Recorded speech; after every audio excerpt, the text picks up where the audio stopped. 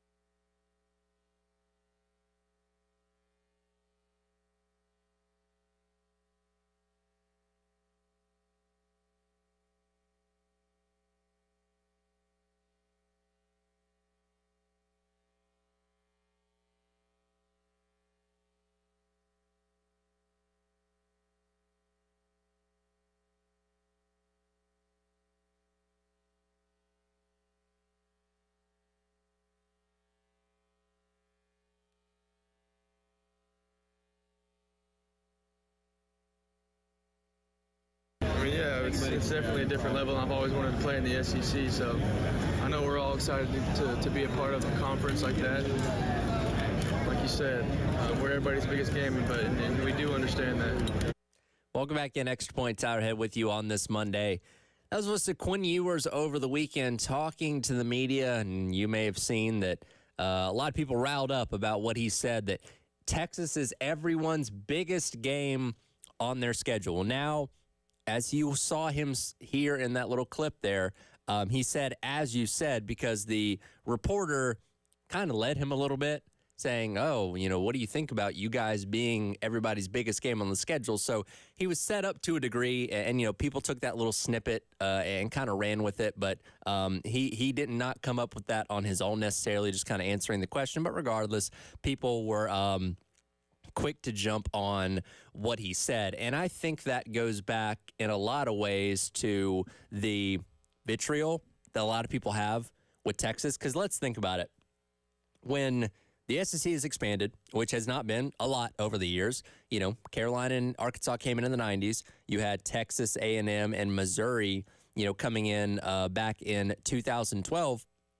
And I wouldn't say any of those schools were as polarizing. No, I can say definitively, none of those schools were nearly as polarizing as Texas is. Texas is this massive brand. Texas is this school that is considered one of the blue bloods of college football, even though they've not had a ton of success this side of the century. You know what I mean? They won the national championship in 2005, played for another one in the 2009 season. But outside of that, there's a reason the Texas is back jokes have been going on for so long, because they've just not been able to be, what they once were for a long time. This past season was obviously a great step back in the right direction, but, a lot of people not quite ready to buy Texas yet until they see the sustained success. So people are already kind of split on Texas in general, where if you're not a Texas fan, chances are you probably don't like them to begin with. So when you hear a guy in Quinn Ewers, who he himself has been cocky at times in his, college career, people are already going to be preconceived to skew negative when it comes to Texas. So you hear this kind of clip from a guy like Quinn Ewers, I can see why people would pretty quickly jump all over, him saying something like that. But again, he was led by the reporter, just kind of ended up answering his question. But I'm curious, though, how right is he? Is Texas the most important game on every team's schedule this year? And I'll keep this specific to the SEC because, of course, this is their first year in the SEC. They do play Michigan in the non-conference, which that's going to be a huge game, obviously, with two teams that were in the college football playoff a season ago in a very highly anticipated early season matchup. I don't know how good Michigan's going to be, considering the fact that they lost so much from a season ago, and also their head coach included in that. But regardless, it's going to be a big game.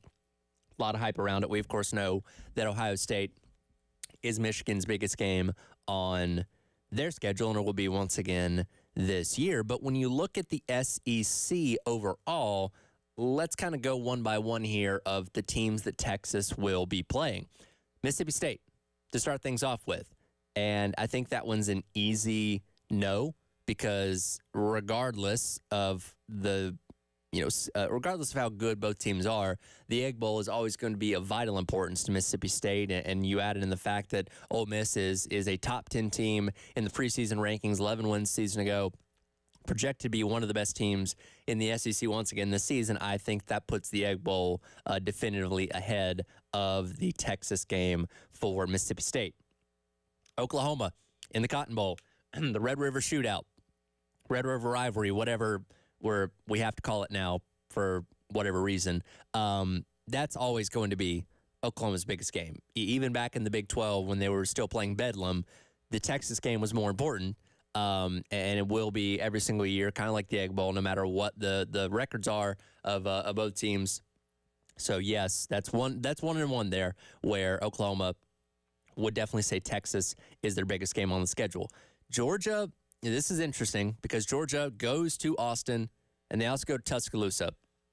right at a month apart from each other. I think it's a toss-up. You could maybe say it's Texas because if Saban was still at Alabama, I would say 1,000% the Alabama game is the most important ones on Georgia's schedule. Now that Nick Saban's gone, I think there's not that, okay, Bama, South Carolina, or excuse me, Georgia's trying to get his lick back in the SEC championship game. Saban obviously has the winning record over Georgia and all that stuff. So it takes a little shine out of that game. I think going to Texas is obviously going to be a big deal in late October. Just to give viewers the benefit of the doubt, I'll say sure, the Texas game is the biggest one on Georgia's schedule. So we're at 2-1 now. Vanderbilt in Nashville. I'd say that's probably a pretty safe bet. Texas is also probably going to take the city of Nashville over, as most SEC teams do. But in fact, this will be their first opportunity to travel to Nashville as a conference opponent. There will be a lot of burnt orange in the stands at whatever the name of Vanderbilt Stadium is now. They changed it a couple seasons ago. Florida. No, you can split hairs between the Georgia game and the Florida State game. Both those teams obviously really, really good. So that's a no for me on that. So we're at 3-2 now. Arkansas, I think that's fair. There is a history to that rivalry being old Southwest Conference opponents. So I think you could probably say that Arkansas, you got a good shot at at Texas being the biggest game on their schedule. Kentucky, I would say no. And this game against Kentucky is in Austin. Kentucky welcomes Georgia in week number 3. Obviously, those two teams have played each other forever, being SEC East opponents. So I would probably venture to say the Georgia game is the bigger one of the two. I'm not saying the Texas game isn't number 2, but I think the Georgia game takes a little bit of precedent, especially considering the fact that it is in week 3 of the season as opposed to late in the year against Texas. And then the final game of Texas's regular season, taking on the Texas A&M Aggies. 1,000%. This is going to be the biggest game of A&M schedule. Perhaps the biggest game A&M's played in a decade or maybe close to that, with the desire from both sides to continue this rivalry, but both sides kind of pointing fingers on why this rivalry does not continue to get played.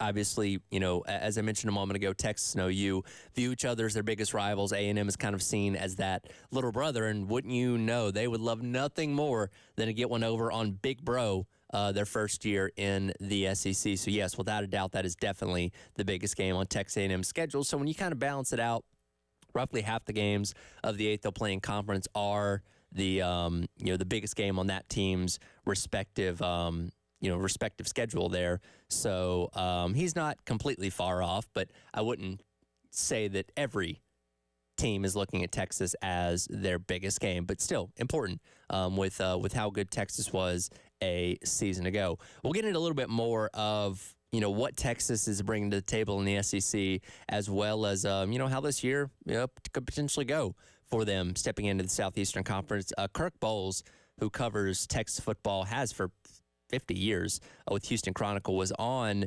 the Paul Feinbaum show the other day. I want to get some of his thoughts on this Texas team. That's coming up. It is the Extra Point. Tyler Head along with you. I appreciate everybody tuning in on the Game TV. Sponsored by our friends at Shepherd's Glass and powered by friends over at Integrated Media. You can, of course, watch us all day long here on all of our shows on the Game TV. More Texas talk coming up. It is the Extra Point here on the Game.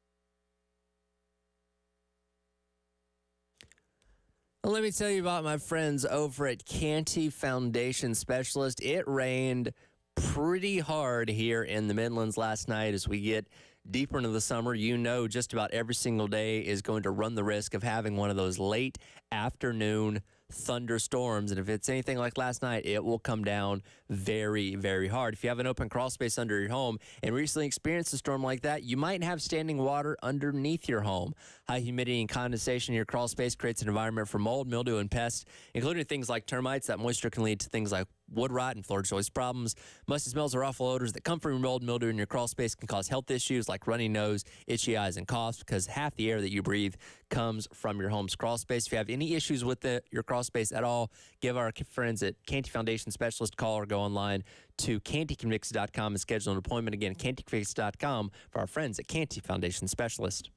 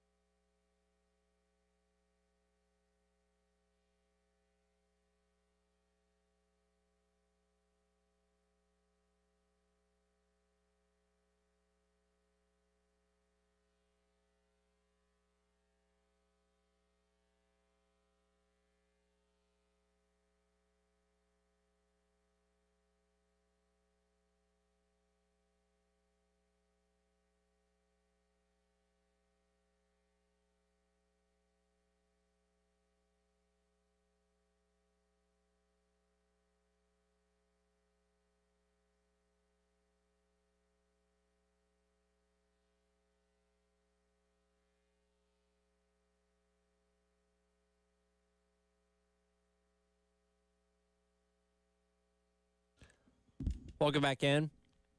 Is the Extra Point. Tyler Head with you here on this Monday. We are talking hardwood thanks to our friends over at Georgia Pacific, and more specifically, we are talking about Texas and Oklahoma coming in to the SEC. We'll get to Oklahoma coming up here in just a little bit, but kind of focusing on Texas as of right now, and we played for you a moment ago, the controversial comments that that Quinn Ewers had for the reporter that asked him a question about Texas being the toughest game on everyone's schedule. A nameless texter weighs in and says Texas is a top 5 team, and Ewers was the quarterback of last year's team, competed in the playoff. They should be a top 1 or 2 game for every team that they play this year. I wouldn't expect him to say anything any different. And I agree. I mean, you set him up for that kind of question. He's not going to say, we might only be the biggest game for 2 or 3 opponents, and I don't know who the reporter was that asked him that question. I imagine that's why they did say something like that, because they knew the kind of answer they were going to get out of Quinn Ewers, which, again, has got a lot of people talking over the past couple days. But, glad I was able to give a lot of people the full context on that with how that came about. As I mentioned a moment ago, Kurt Bowles works for the Houston Chronicle. He's been covering Texas football for half a century, 50 years, I believe 51 years exactly, that he mentioned to Paul the other day. So he just knows this program truly better than anyone. Let's go with cut number 10 here, Dave. In his opinion, what games are going to matter the most to Texas on this year's schedule? Well, Oklahoma has mattered most, for the duration of history, I would say. They've always considered A&M the little brother, have about twice as many wins over A&M as losses. But Oklahoma just brought a whole new level of respect. They thought it was more, they were on the same caliber. And Oklahoma has been its biggest rivalry to me for 50 years or more. Georgia might change things. Alabama might change things. But obviously they don't have the history with those 2 SEC schools. But and Arkansas is right there, number 3, behind Oklahoma and A&M, because I think if you asked a lot of Razorback fans, Paul, they'd say, who's your number 1 rival? They would still say Texas, even though they haven't been playing in over 20 years. That's how deeply embedded that rivalry was, because we're talking state schools at Arkansas, Oklahoma, and Texas. So, but this Georgia, I was talking to an Olympic swimmer just an hour ago over at UT, and he's a Georgia Bulldog, and he can't wait for the Texas-Georgia football game. And I asked him, I said, well, how do you think Texas is going to do? He goes, I don't know, maybe 9-3, maybe. So, Texas isn't the only smug school in the SEC, and they're going to find that out.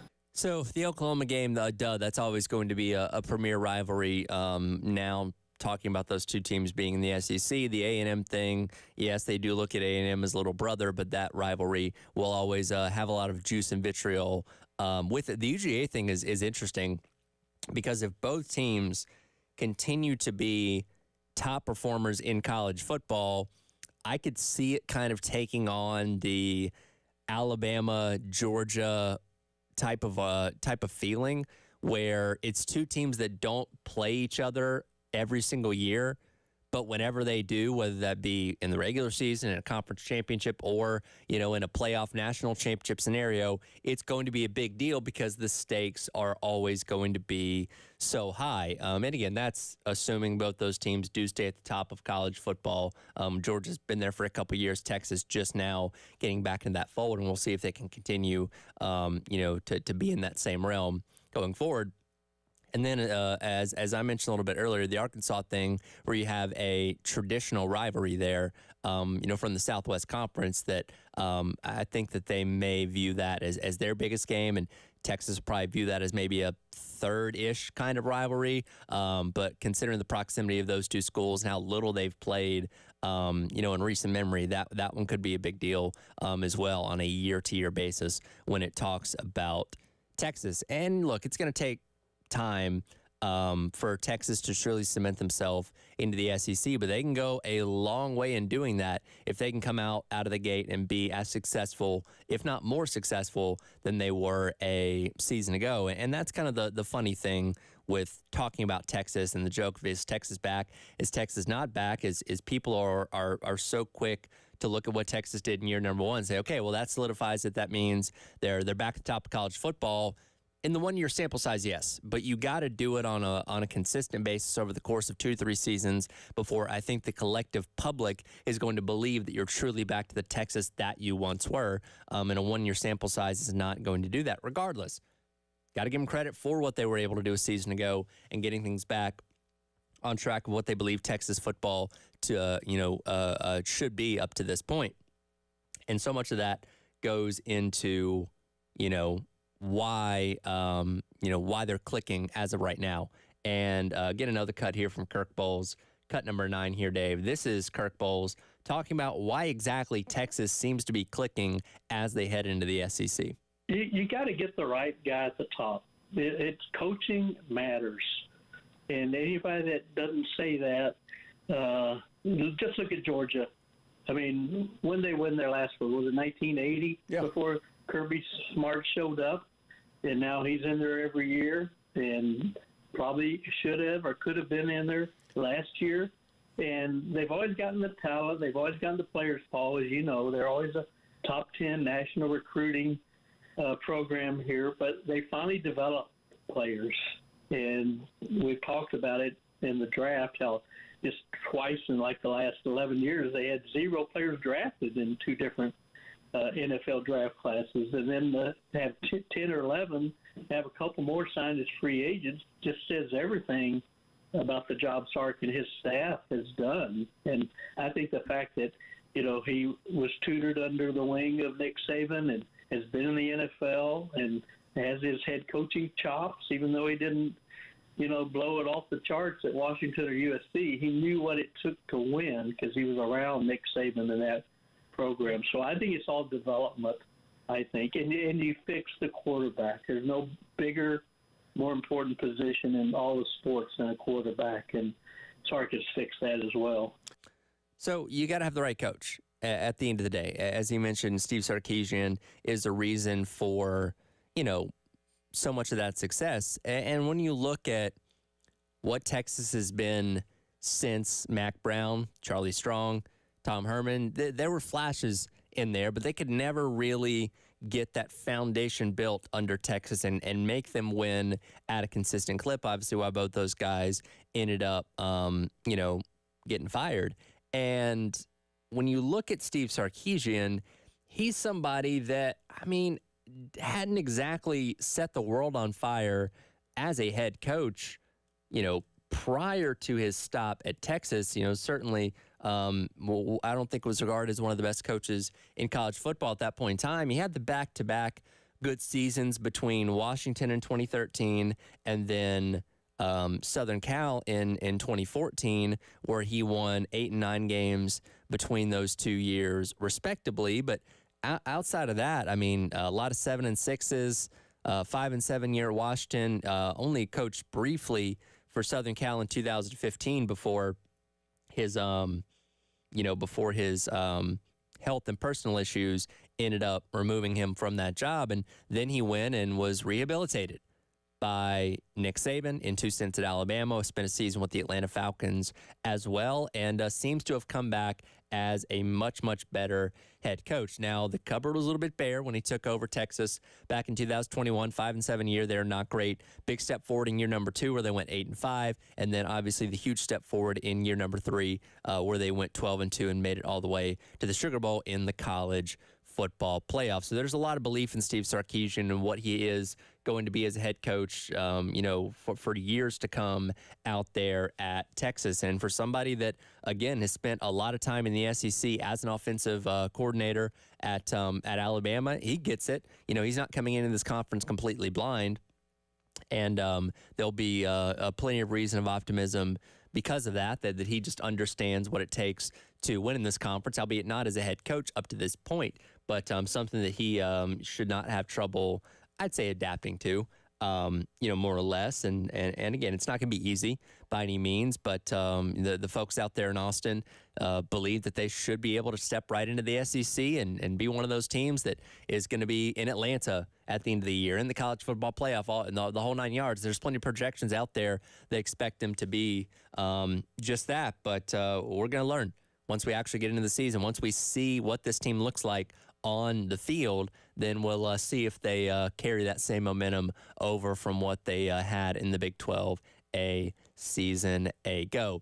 Again, it's not just Texas, it is Oklahoma. Texas garners a lot more attention, especially considering what they were able to do a season ago. But Oklahoma is also coming in as well, and we'll certainly get into some thoughts about them. Let you hear from Eric Bailey, who writes for the Tulsa World. He was also on Feinbaum the other day. We'll get into that in hour number 2.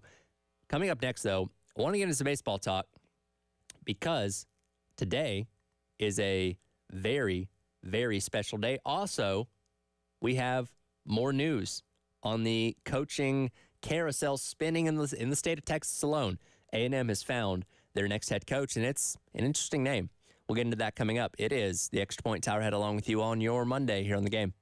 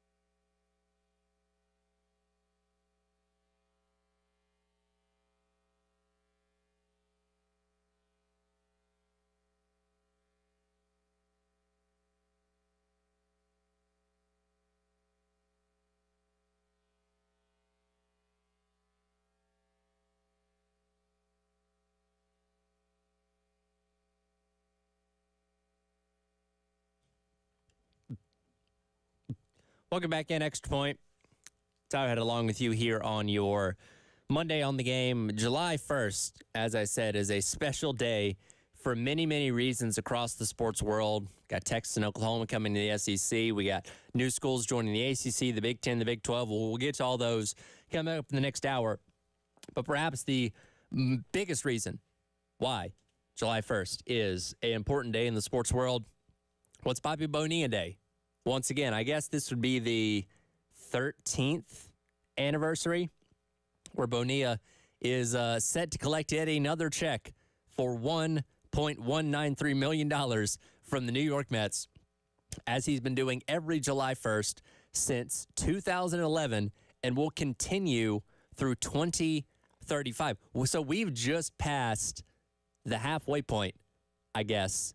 When you look between 2011 and 2035, that's 24 years. So this being the 13th year that they've done this, he's just halfway there of getting all that money from the New York Mets to not play baseball. He's 61 years old. He has not played since October of 2001. So he's had a longer career away from baseball than he did in baseball in the professional leagues, at least, and is getting paid handsomely every single year because of that, because of the deferred payments that the Mets made to him, the deferred payments the Mets agreed to make to him starting in 2000 with his contract back then. He also had some deferred payments from the Orioles that was ongoing for a couple years. Those have since ended, but this deal with the Mets, again, running from 2011 through 2035. So what a deal, man. Like that is living the life, to not have to work at all anymore. And again, he's collected tons of money from his playing career alone, but to know that every July 1st, halfway through the year, you get another $1.1 million hitting your inbox, that's the life. That is something we could all aspire to be, right? None of us will probably achieve something like that, but we can all dream those kind of dreams. And a happy Bobby Bonilla Day to everybody that celebrates, as I'm sure he and his family having quite a party when it comes to him getting his check once again. Speaking of baseball, one hit this because we are a week removed from the saga that was A&M baseball and Jim Schlossnagle going to Texas and all the fallout from that. And, the national championship final was on last Monday, and he had the comment where he went after the reporter from Texags and everything that transpired. It felt like it was a month long. It was only a week. Here we are a week later. But Texas does indeed have their new head baseball coach, that being Michael Early, which is interesting because Early was an assistant under Jim Schlossnagle when those two were at Texas A&M up to this season. But it gets even more interesting because he had already been announced as an assistant with Schlossnagle's new staff going over to Texas, to the point where the other day, as they were introducing Schlossnagle as the new head coach, they even put up the graphic on their Twitter that Michael Early was being announced as the assistant coach and the hitting coach. And they got the, photoshopped graphic of him wearing all the Texas gear and all that stuff. But now he is going to indeed stay in College Station. And that makes sense from a lot of standpoints, mainly when it comes to roster retention. Now we know a lot of guys have already jumped in the transfer portal for A&M baseball. But Ali Camarillo, yesterday, when it was announced that Early was going to be staying, did actually withdraw his name from the transfer portal. Somebody that was very important to what the Aggies did this season. So there's a chance that more of these guys might end up staying with that familiarity of Mike Early, who, again, as you can imagine, was a favorite amongst the players to end up getting the job when Jim Schlossnagle did move on. And, we saw the board of names they had out there, Cliff Godwin, guys like that we were familiar with from South Carolina's coaching search a couple weeks ago. But I think it makes a lot of sense to retain a guy like Early to hopefully not let the program be gutted with the departing of Jim Schlossnagle, because that was the unfortunate thing about A&M. It's like, man, this is a team that played for a national championship and had a lot of guys that could have been coming back for another year. And with Schlossnagle going, it seemed like all those key guys were going to the transfer portal, so you might be able to retain a few of them now with Michael Early staying. It'll be interesting to see, because Early does not have any prior head coaching experience, and I don't know how many jobs he would have been on the list for taking had the Schlossnagle thing not happened. But again, from a continuity standpoint, much like a lot of people made the argument with for Monty Lee here at South Carolina, keeping a guy that was already on the staff can be a positive thing, and we'll see how that works out for Texas A&M as they go into this post Schlossnagle era, seeing if they can retain any of that success that they had this past season. I know one thing, as I said last week, I just really hope the A&M Texas series is taking place in College Station, because I want to see how crazy that environment will be when next spring rolls around. We'll get back into college football coming up in the next hour. Talked a lot about Texas, but Oklahoma also joining the conference. We'll get some thoughts on them and look at what to Oklahoma could be this upcoming season as they enter the SEC as well. It is the Extra Point Tyler Head. Hour number 2 coming up here on your Monday on the Game.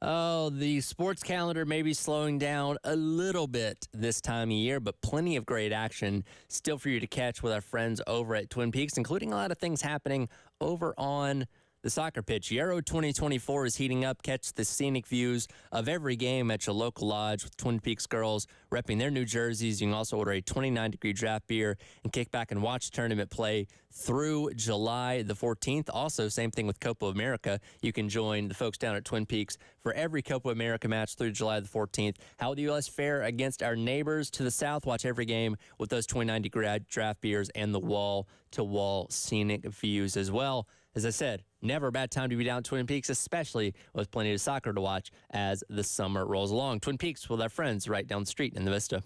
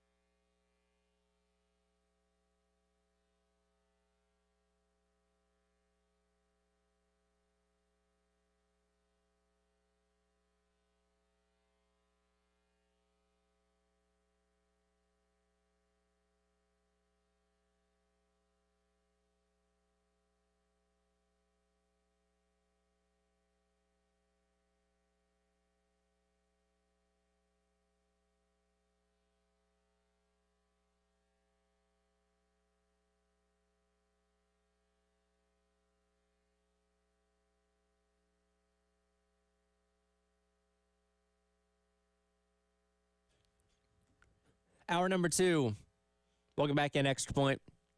Tyrod with you on this Monday, celebrating all things happening on July 1st. We hit Bobby Bonilla Day. We hit Texas coming to the SEC. Their, other team that's joining them, their fiercest rival that they'll continue to play at the Cotton Bowl in Dallas every single year, is, of course, the Oklahoma Sooners. They arrive with a little less fanfare, but I don't think that's something that should surprise them. Texas has kind of always been at the forefront of popularity and name recognition a little bit more than Oklahoma seems to have had, despite the fact that Oklahoma has had more success in recent years than, Texas has. And I don't think Oklahoma is all that surprised that more people are talking about Texas coming into the SEC than they are about Oklahoma. But as I mentioned, a team that's had a fair amount of success over the past decade, all those trips to the college football playoff, the multiple Big 12 championships, and all that. But things a little bit different now with the Brent Venables era entering year number 3, and I don't think they are coming into the SEC, beating their chest quite as hard as Texas is. I want to get to this. As I mentioned a few minutes ago, Eric Bailey, who covers Texas for the Tulsa World out there in Oklahoma, has been covering this program for a very long time. Cut number 11 here, Dave. He knows that Oklahoma is going to have to find their place in the SEC as they get acclimated to their new home. Exactly. I think this is something that Oklahoma is excited about. They understand that they're going to have to be ready when they get there, and I think they're going to have to really try to find their place in the SEC. But I think that's exciting for both the fan base, for the school, all the way to the administration. It's just a leap forward that everyone is excited to take. They had a good run at the Big 12. They knew their place in the Big 12. Now this is uncharted territory. So we'll see what happens going forward for this football program, for all their athletic department. As I mentioned, they don't come in beating their chest and being as boisterous as Texas is. Maybe if Oklahoma had made the college football playoff themselves last season, that might be a little bit of a different story, but they seem to be taking a little bit more of the calm approach to entering the SEC. Now, this is a team that did have 10 wins a season ago, which was a sizable jump forward from the 6 they had in the previous year, in year number 1 under Brent Venables, but they come into the SEC with so many unknowns and trying to figure out, much like South Carolina, what exactly this team is going to be in 2024. And that all starts with Jackson Arnold. Now here's a guy that comes in with a ton of hype. As a 5-star kid, was, brought in to be that quarterback of the future, to the point where Oklahoma was not upset to see Dillon Gabriel go, somebody that is, very experienced and was a solid quarterback in his time at Oklahoma as he moves on to Oregon. We'll get to them coming up in a little bit as they enter their first year of the Big Ten. But everybody said, we're good. We got Jackson Arnold. Jackson Arnold's going to be great. Jackson Arnold's going to be this, going to be that, and all that stuff. And he did get the chance to start against Arizona in the Alamo Bowl at the end of last season. I'm throwing 3 interceptions. You know what I mean? Like, he did not set the world on fire and say, oh my God, this is everything that, we thought this guy was going to be. So he's going to be learning on the fly a lot in the SEC. And that's not to say that he can't be a great quarterback or one of the best in the conference this year, but we're going to have to see because we've not quite seen that full sample size of him just yet. And we've seen for every 5-star quarterback that ends up going number 1 overall in the draft a few years later, there's been plenty of them that have flamed out pretty quickly. So we'll see which side of the coin Jackson Arnold ends up, falling on there. They are returning their lead rusher this year in Gavin Sawchuk, as well as most of their wide receiving core, as well as a lot of familiarity with what they have that's going to be catching the football. They are rebuilding on the offensive line. They had 5 transfers come in, kind of like South Carolina, where you just brought in a ton of new bodies to that, to that wide receiver or to that offensive line room. 3 of those guys are expected to start. And most of their returning production is on the defensive side of the ball. Brent Venables being a defensive coach, you would expect another sizable jump when it comes to defense from year 2 to year 3, much like they had from year 1 to year 2, because that was the knock on Oklahoma for so long, and that was the reason why they didn't ever advance out of that first game in the college football playoff, is because under Lincoln Riley, they couldn't play defense. Even under Bob Stoops as well, for the year that he got there back 2015, they could not play a lick of defense to slow anybody down. And I don't care if you have an offense that's capable of scoring 70 points a game. If your defense can't slow anybody down, you're not going to beat the big dogs in the Big Ten and the SEC and the whole 9 yards when you get into those very, very important games. So Brent Venables hired because he is a defensive head coach, longtime defensive coordinator under Dabo Swinney at Clemson, and his job was to come in there and fix the Oklahoma defense. And as I said, from year 1 to year 2, they made a sizable jump. And from year 2 to year 3, you expect they should make something along the same lines. And because of that, Brent Venables was given the vote of approval by those in charge out there at Oklahoma and granted a 6-year contract extension that runs through 2029. And some people were actually asking the question of why do this now before, Venables had, in their opinion, truly proven himself. So let's go cut number 12 here, Dave. This is Eric Bailey again from the Tulsa World on the Feinbaum Show the other day, talking about giving Brent Venables the extension now as they head into the SEC. Oklahoma generally has been giving extensions to their football coaches over the years. I wasn't really surprised that it happened again this year. It's typically what happens. I think it was more of a surprise, the blowback, when the news came out. I don't think it was something that really caught me off guard. It was something that Joe Castiglione has always done as an athletic director at Oklahoma. He has always given his football coaches extensions.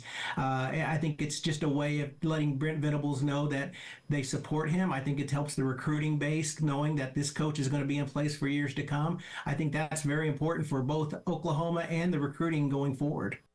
And not that there's any doubts that Venables was going to be at Oklahoma for a while, just many within and kind of cruising message boards and Twitter and stuff like that, seeing what the sentiment was from that fan base on the Venables extension, it was just a lot of people thinking that he had not quite proven himself up to that point to warrant getting an extension.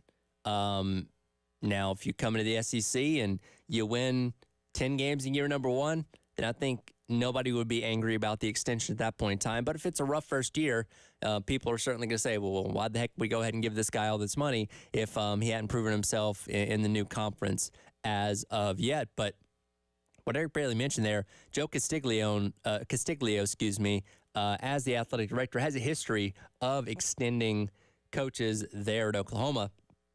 And he gave a comment on the extension for Brent Venables the other day. And a lot of that stems from, in his opinion, Venables' ability to adapt to the new world of college football. He said it's a big part of the extension. He's all about the importance of identifying the players that we need to be successful in the world in which we're competing, the culture that they're coming in, the relationships they built, having strong leaders that can not only help the team overall, but the locker room. Most importantly, in his world, is setting them up for future success in the world going forward, whether football might be involved in it or beyond their college eligibility, or they're headed into their livelihood. And I think that's interesting, that a big reason why, according to Castiglio, they're extending him is because he's good at navigating the NIL and the transfer portal space of the new college football world. But when you think about it, that makes a lot of sense, because who did he coach under at Clemson? Dabo Swinney. Who is resistant to the changes of college football up to this point? Dabo Swinney. Does not want to, lean into the transfer portal, does not want to embrace NIL as much as most other coaches in college football have been. So maybe that was a worry with Brent Venables, like, all right, we think this guy's going to be our guy, head coach for the long term, but we need to see how he deals with these two things to start off with, because his prior the coach he worked for prior, was not big on those things. So what does that mean for Brent Venables? And again, they've seen enough in the opinion of the Athletic Association to warrant giving them that extension. And again, they had Dylan Gabriel that came in as a transfer quarterback right out of the gate. Like I said, they have a couple of offensive linemen that are coming in as transfers. They're expecting to start. So he's not afraid to fill holes on his team with guys out of the transfer portal. What's Oklahoma going to be in year number one? It's tough to say. Again, 10 wins a year ago, but they did lose to Bedlam to an Oklahoma team that they were a lot better than. Could they come in the SEC and win 8 or 9 games? They could.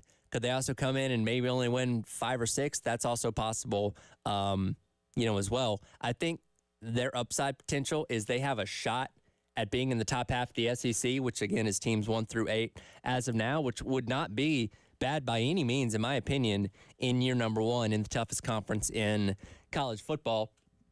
The Jackson Arnold thing is my only deterrent, I guess, because that's an unproven quarterback coming into a, atmosphere and territory in the SEC, unlike anything he's had to deal with before. And I'm not just talking about the crowd environment, all that kind of stuff, but the grind of the SEC week to week to week to week to week with the physical style of defensive play and all that kind of stuff that, Venables is familiar with to a degree, but it's another thing being a head coach and dealing with it every single week as opposed to being, being at Clemson in the SEC and only having to deal with it, guaranteed once a year against South Carolina, but maybe a couple more times depending on who you draw in the college football playoff. So again, Oklahoma is not coming in as obnoxiously as Texas is, parading themselves around as being one of the best teams in the conference before playing a single snap of football. But Oklahoma is a solid program. And again, year number 2 of Brent Venables a lot better than year number 1. And we'll see if they can make their first year in the SEC as good as many people are hoping that it can be. So with Oklahoma and Texas joining the SEC, bumping the league up to 16 teams, what does that mean for the Big 12? Who are going to be the favorites or favorite to win the Big 12 conference now that the 2 top dogs have moved on to greener pastures? We're getting that coming up. It is Tyler Head along with you on your Monday here on The Game.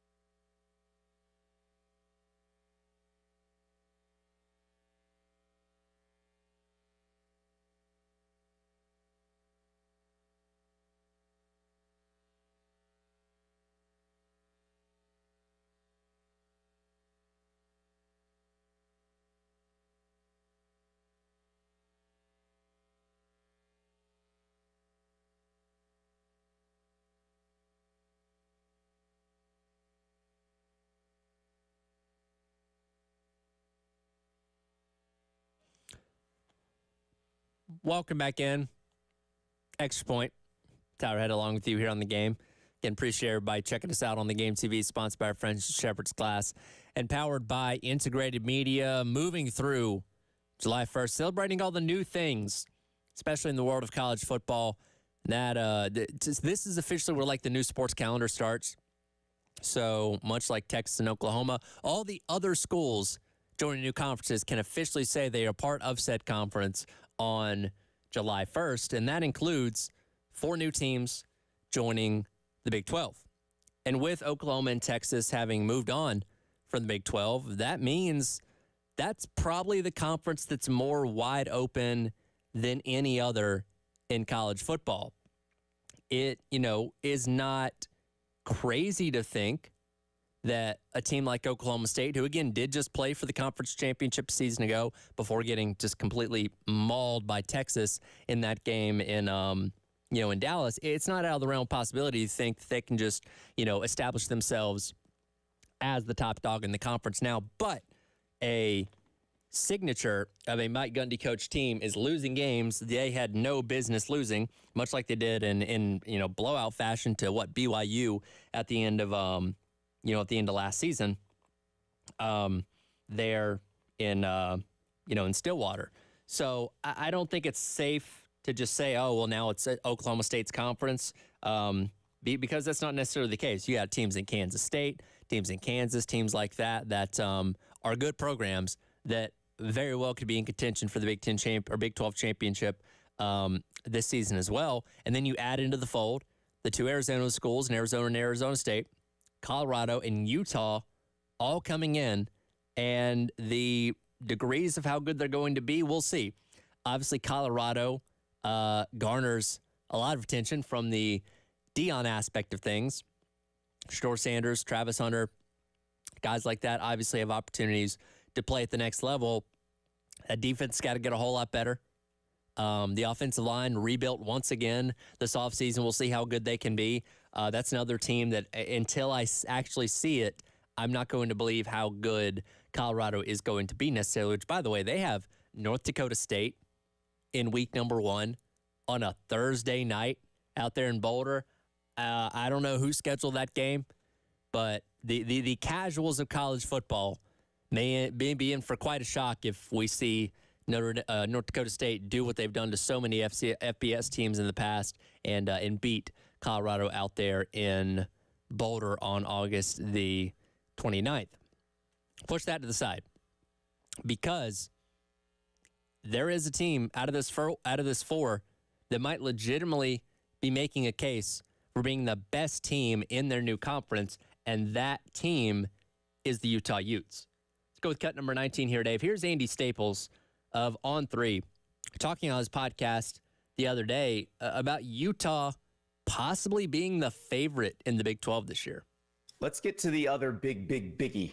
The other one that, if we're just saying, all right, who can get to the playoff? Who can win games in the playoff if they make it to the playoff? How about the team that won the Pac-12 2 of the last 3 years that the Pac-12 existed?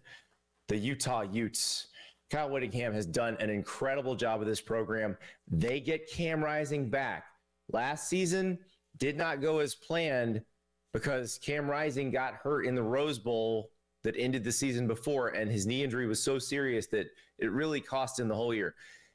If Cam Rising is back and looks anything like he looked when he led Utah to 2 consecutive Pac-12 titles, this team's going to be really tough to deal with. And it does boil down mainly to Cam Rising. Again, it feels like he's been around college football for 23 years at this point in time, but the litany of injuries have been the reason why he's been able to extend his career out this far. He didn't touch the field at all a season ago. There was speculation leading up to the year that he might have a chance to play, but never got the opportunity to take the field last year. They did the split between Bryson Barnes and Nate Johnson. Nate Johnson, a little bit more of the running type of quarterback. Bryson Barnes, somebody that could pass the ball a little bit better, but his numbers weren't the most amazing a season ago. So now you get Cam Rising back in the fold which when he can play, when he is healthy, when he's not having problems with his knees, he is a very good quarterback. And I don't think there's any reason to think that if he stays healthy, he can't be one of the best quarterbacks in the Big 12 this year. Also gets back Brant Kuithe at tight end, one of his favorite targets, who was also injured this past season, did not get a chance to play.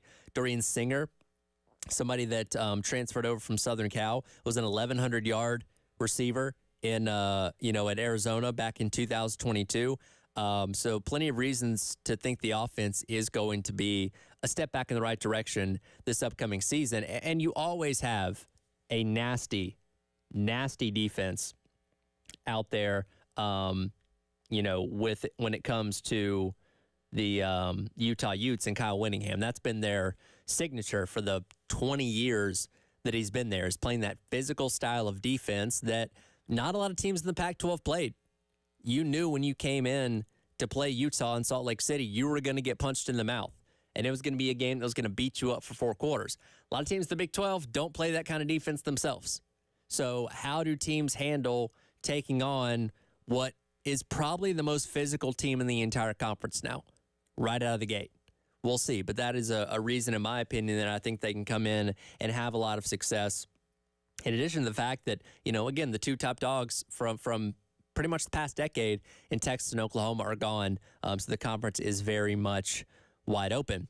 My thing with the Big 12, and I'll loop this into the ACC as well, because they're also welcoming in 3 new members in, SMU, Stanford, and Cal. I don't know how much stronger these 2 conferences get with the teams they bring in. Because the ACC, you already got Clemson, you got Florida State, Miami, teams like that. All right, they have good reputations around the country, but the 3 teams that you bring in don't add anything to the conference there. Utah brings a good bit of something to the Big 12. Arizona had a good season a year ago that surprised a lot of people, but now Jedd Fisch has moved on to, UW. And then, Arizona State, Colorado, just kind of I don't know if these 2 conferences are strong enough from a resume and brand standpoint to get more than 1 team each into the college football playoff. I'm looking at projections of bowls and what the college football playoff is expected to be. Not a lot of people giving a love to the Big 12 and the ACC, especially if these conferences, as we've seen them do in years past, kind of cannibalize each other to a degree. Because, again, the conference champions get guaranteed in. And it doesn't matter if you're in the top 10 or you're 23rd. If you win the conference, you'll be in the college football playoff as one of those top 4 seeds. So we know that happens regardless. But outside of that, especially with how many teams, how many good teams, great teams at that, are in the SEC and the Big 10, I don't know if we're going to see a strong representation from the ACC or the Big 12 in this year's expanded college football playoff. And those 2 are obviously the conferences that fall behind the others in terms of revenue overall. And the less teams you get into the college football playoff, the less money you make overall. So it'll be interesting to see how those 2 conferences respectively end up working out in regards to what that means for their chances at the college football playoff. But again, I think out of every team that comes into a new conference this year, Utah probably has the best shot at coming in and maybe, I don't even say dominating the conference, but maybe being the top dog in the conference and maybe winning the conference championship in year number 1 themselves. So we'll see what happens out there in the, I guess you can't really consider Utah the Midwest, but Big Ten, at least traditionally, was Midwestern Conference that I guess now kind of stretches coast to coast like just about every other conference does. Speaking of which, the Big Ten, the one conference we've not gotten to, also welcomes in some pretty significant new members, one of which might make a run for the Big Ten championship. We'll see. We'll get into that coming up. It is The Extra Point. Tyler Head along with you on your Monday morning, getting you set for a new era of college football here on The Game.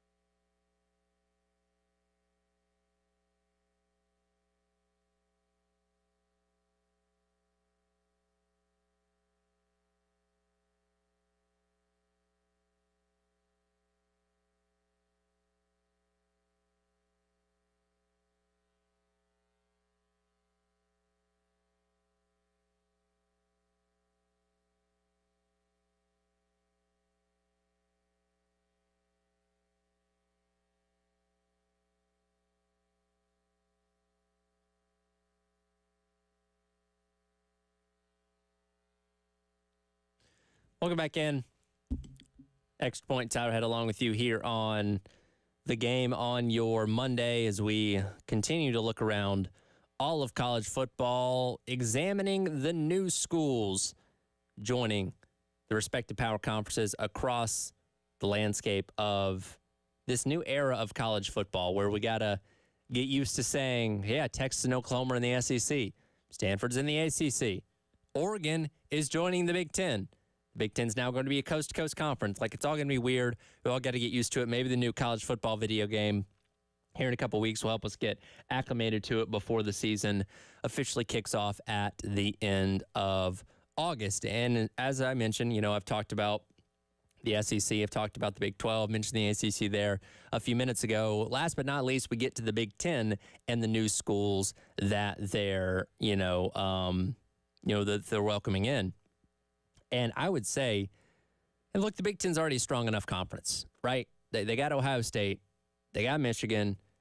Penn State's always good. Wisconsin is always good. Iowa is a good team if they would just learn to play some offense. So they've got a good, nucleus of teams that are in that upper to high tier of college football on a year in, year out basis. And I really think fortune fell their way right at a year ago as the Pac-12 collapsed because they were already welcoming in Southern Cal and UCLA. That was announced 2 years ago. We knew that was happening in 2024, where you're welcoming in two really big brands of, of teams that have a huge media market in Los Angeles.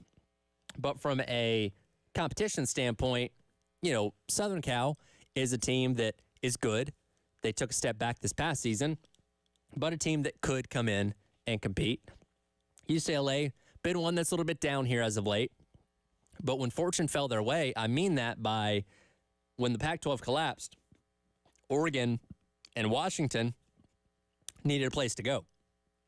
And Big Ten, as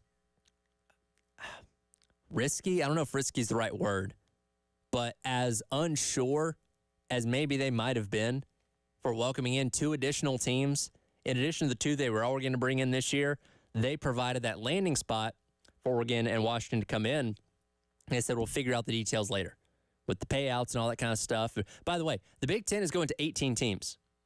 We've never seen that before in Division I college football. We think that the SEC jumping to 16 is significant.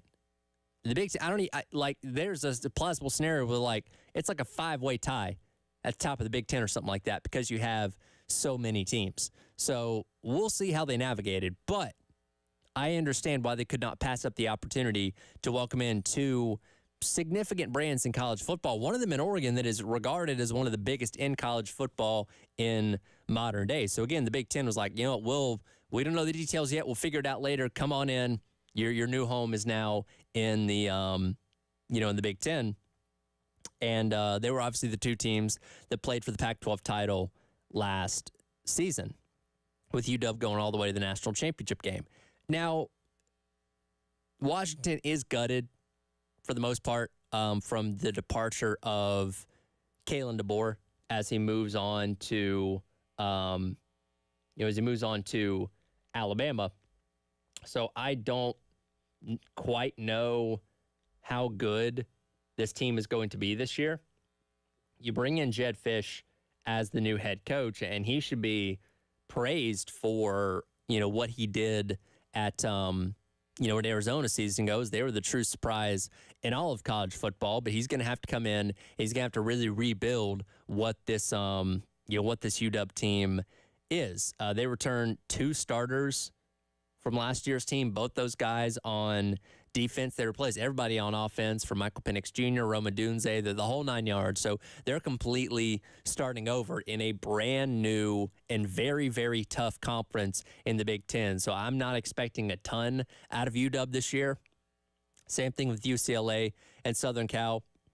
Both those teams were placing a lot. UCLA, they were okay. Chip Kelly decided that he wasn't interested in sticking around, seeing them transition to the Big Ten, so he went on to become Ohio State's offensive coordinator, funny enough.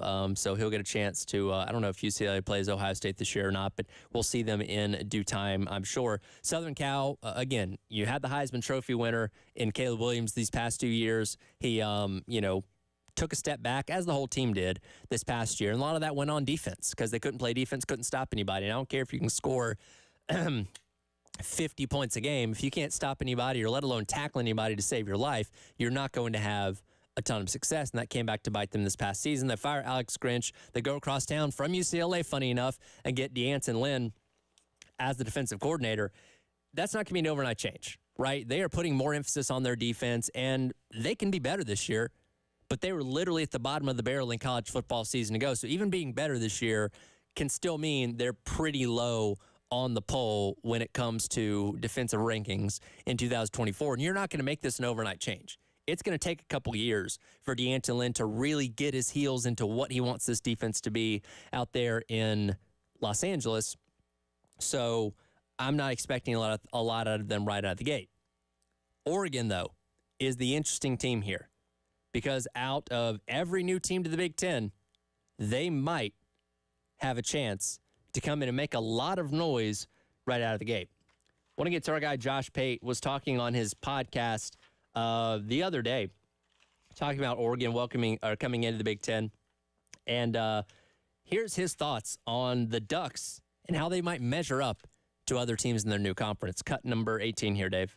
The big question when you're talking about style of play in the Big Ten is kind of the same way they talk in the South. Can you withstand the physical punishment of a conference schedule? Even though technically it still does qualify as a question for Oregon and will be until we see them go through it, I got to tell you guys,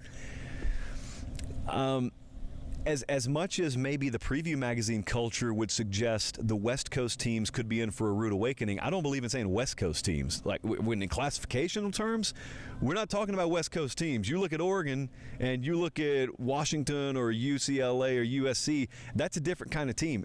Or let me put it a different way. If I peeled the Oregon jerseys off of Oregon and I put LSU jerseys on Oregon, they would pass very well for some of the vintage LSU teams. The kind of LSU team that comes into your building and you've got ninth row 45-yard line seats and you're there with your dad and you look and the guys that aren't even playing look like monsters, look like aliens. Where do they find them? Well, they grow them in the South. Dan Lanning's gone and gotten a lot of them to the point where he has turned Oregon's roster into that. And my point there is, not only is Oregon prepared to survive and maybe even thrive in the Big Ten, they're prepared to win it. Outside of Ohio State, and including Ohio State, if we're talking O-line, frankly, this is one of the very few rosters in college football that's built to withstand that, thrive in it, and then possibly make some noise in the playoff. One thing I think it's important to note for Oregon is the fact that they have Dan Lanning as their head coach. Dan Lanning, a defensive-minded head coach, obviously molded under Kirby Smart in his time at Georgia, helping lead them to their first national championship under Kirby Smart a couple of seasons ago with that nasty defense that sent a ton of guys to the NFL. So he understands physicality when it comes to football on a week-in, week-out basis. You look at what he did with the defense at Oregon this past year, he turned them into a top 10 defense in year number 2. So, you got to play good defense to contend in the Big Ten, and Oregon seems to be on track to do that. Now, they lost most of their secondary in the transfer portal. They lost most of their secondary this past offseason, which they did supplement pretty well with the transfer portal. So that defense should be good once again. Offensively, of course, you lose Bo Nix, you lose Bucky Irving, you lose Troy Franklin. All those guys are gone. You bring in Dylan Gabriel, very experienced, played a lot of football, obviously coming over from Oklahoma. You had Evan Stewart at wide receiver from Texas A&M. That should be a good combination with those two guys. Jordan James, who was the second running back behind Bucky Irving a season ago, stepping up into that RB1 role, had the same amount of touchdowns as Irving with 80 less carries. So this offense should be able to click, at a pretty consistent clip as well this season. And I'm not going to sit here and tell you that I'm penciling in Oregon to be in Indiana at the end of the year, playing in the Big Ten championship game against the likes of Ohio State. but I'm not going to sit here and tell you I'd be shocked if they did. You know, they still got to go in there and prove that they can handle that grind of week to week in the Big Ten, taking on the Ohio States, taking on the Penn States, the Wisconsins, the Minnesotas, the Iowas, the whole 9 yards. It may be some growing pains in year number one, but I don't think they're that far off from having what it takes to be successful in the Big Ten. And again, if they played in Indiana in December, and if they made the college football playoff, I'm not going to sit here with my mouth open saying, oh, my God, I can't believe that happened, because I think the pieces are in place for them to come in and make a significant impact right away. And we'll see what Dan Lanning and that crew can do in year number one, and we'll see how that's crisscrossing the country, as all these teams are going to have to do in the Big Ten now, affects them with playing in the true coast-to-coast conference that is the Big Ten now. We'll come back and wrap up the hour. Got some thoughts on baseball as we are halfway through the Major League Baseball season. We'll get to that as we wrap up today's edition of The Extra Point. Tara Head along with you on your Monday here on The Game.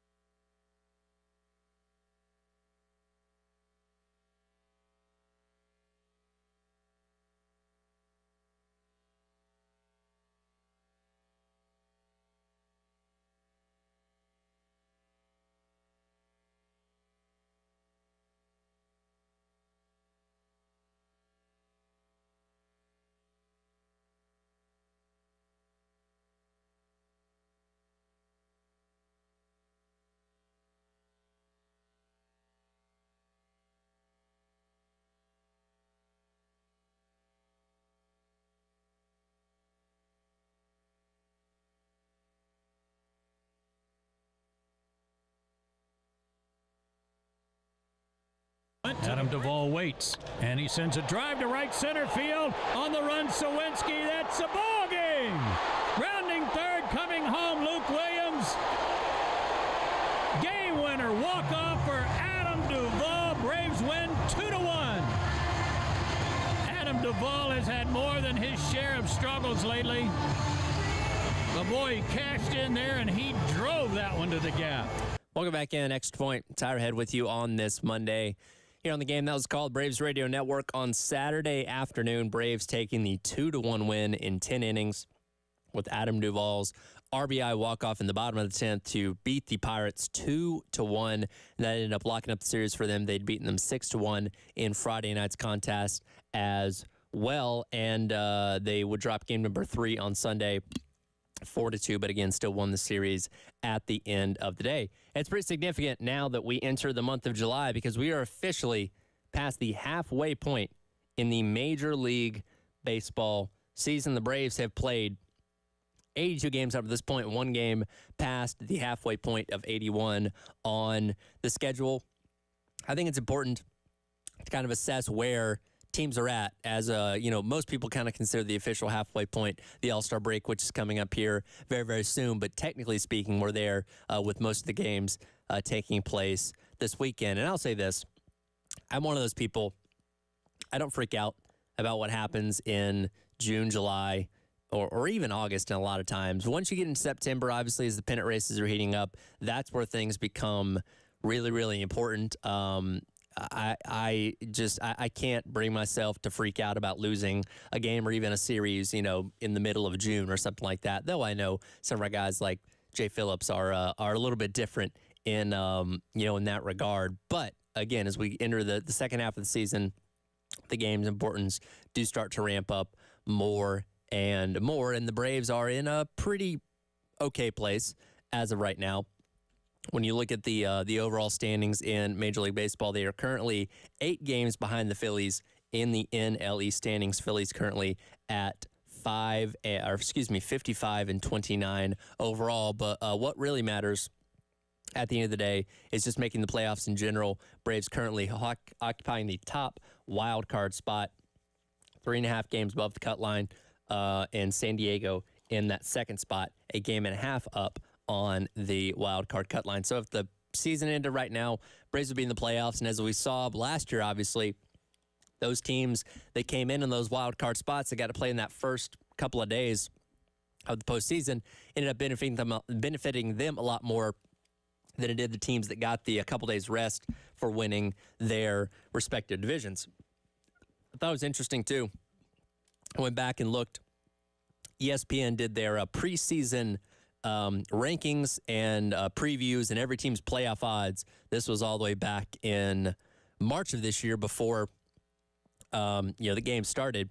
And I thought some of the things on the Braves were interesting for what was projected for them. First of all, they had a projected record of 105 and 57 per ESPN.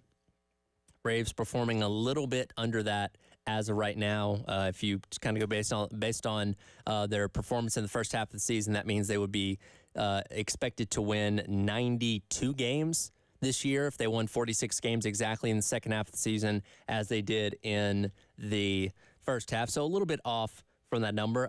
Some of the best odds to make the World Series at 28.4%. Again, you're in the postseason as of right now, so those odds still should be relatively high.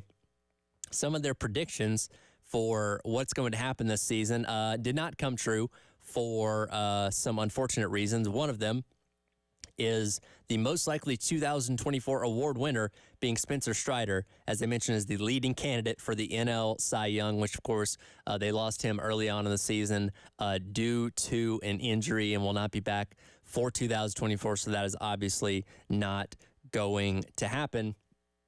As well as one realistic bold prediction they had is Ronald Acuna Jr. will not steal 73 bases again as he did a season ago. And they advised that the knee scare he had in spring training will cut him down in his attempts. Obviously, we know that Acuna has once again been lost for the season, once again due to an injury. So they were unfortunately right on both those predictions for the Atlanta Braves. But despite that, despite the fact that you did lose Spencer Strider, you did lose Ronald Acuna, even Michael Harris Jr., Michael Harris II is a little bit nicked up as of right now. Braves still playing pretty decent baseball. You obviously had a guy in Marcelo Ozuna has continued to hit the ball at a really, really good clip consistently throughout the entire season. Even during the lulls the Braves have had this year, and Ozuna has kind of been that one consistent thing in their lineup. Here as of late, Jared Kelenic, who's a new addition to this team this year coming over from Seattle, since the Acuna injury, they've slid him in to that leadoff spot, and he's hit the ball pretty well overall, including going on a nice little run in these, in these past couple of games that I think has certainly surprised a lot of people, but definitely finding his groove in terms of that leadoff spot, including he had a home run in that 2-1 win over the Pirates on Sunday. But the 1 through 9 is still solid. The production that you're getting out of your pitching staff now is decent. Bullpen can be a little bit hit or miss at times, but the Braves still look like a team that can do some damage in the postseason. We'll see kind of how they fare down the stretch in the second half of the year, but certainly it sucks to be without two of your best players in Spencer Strider and Ronald Acuna Jr., but the Braves have done an okay job up to this point of piecing some things together, and hopefully that stays true through the second half of the season as well. That'll do it for today's edition of the Extra Point. Coming up next, it is the Gamecock Central Takeover Hour presented by Firehouse Subs. We'll get back more into this conversation about what Nicky Minori had to say over the weekend at the Palmetto Autographs event and, touting what he thinks is going to be a very, very good defense for South Carolina in 2024. That's all coming up. It is the Extra Point. Tyler Head along with you here on your Monday on the Game.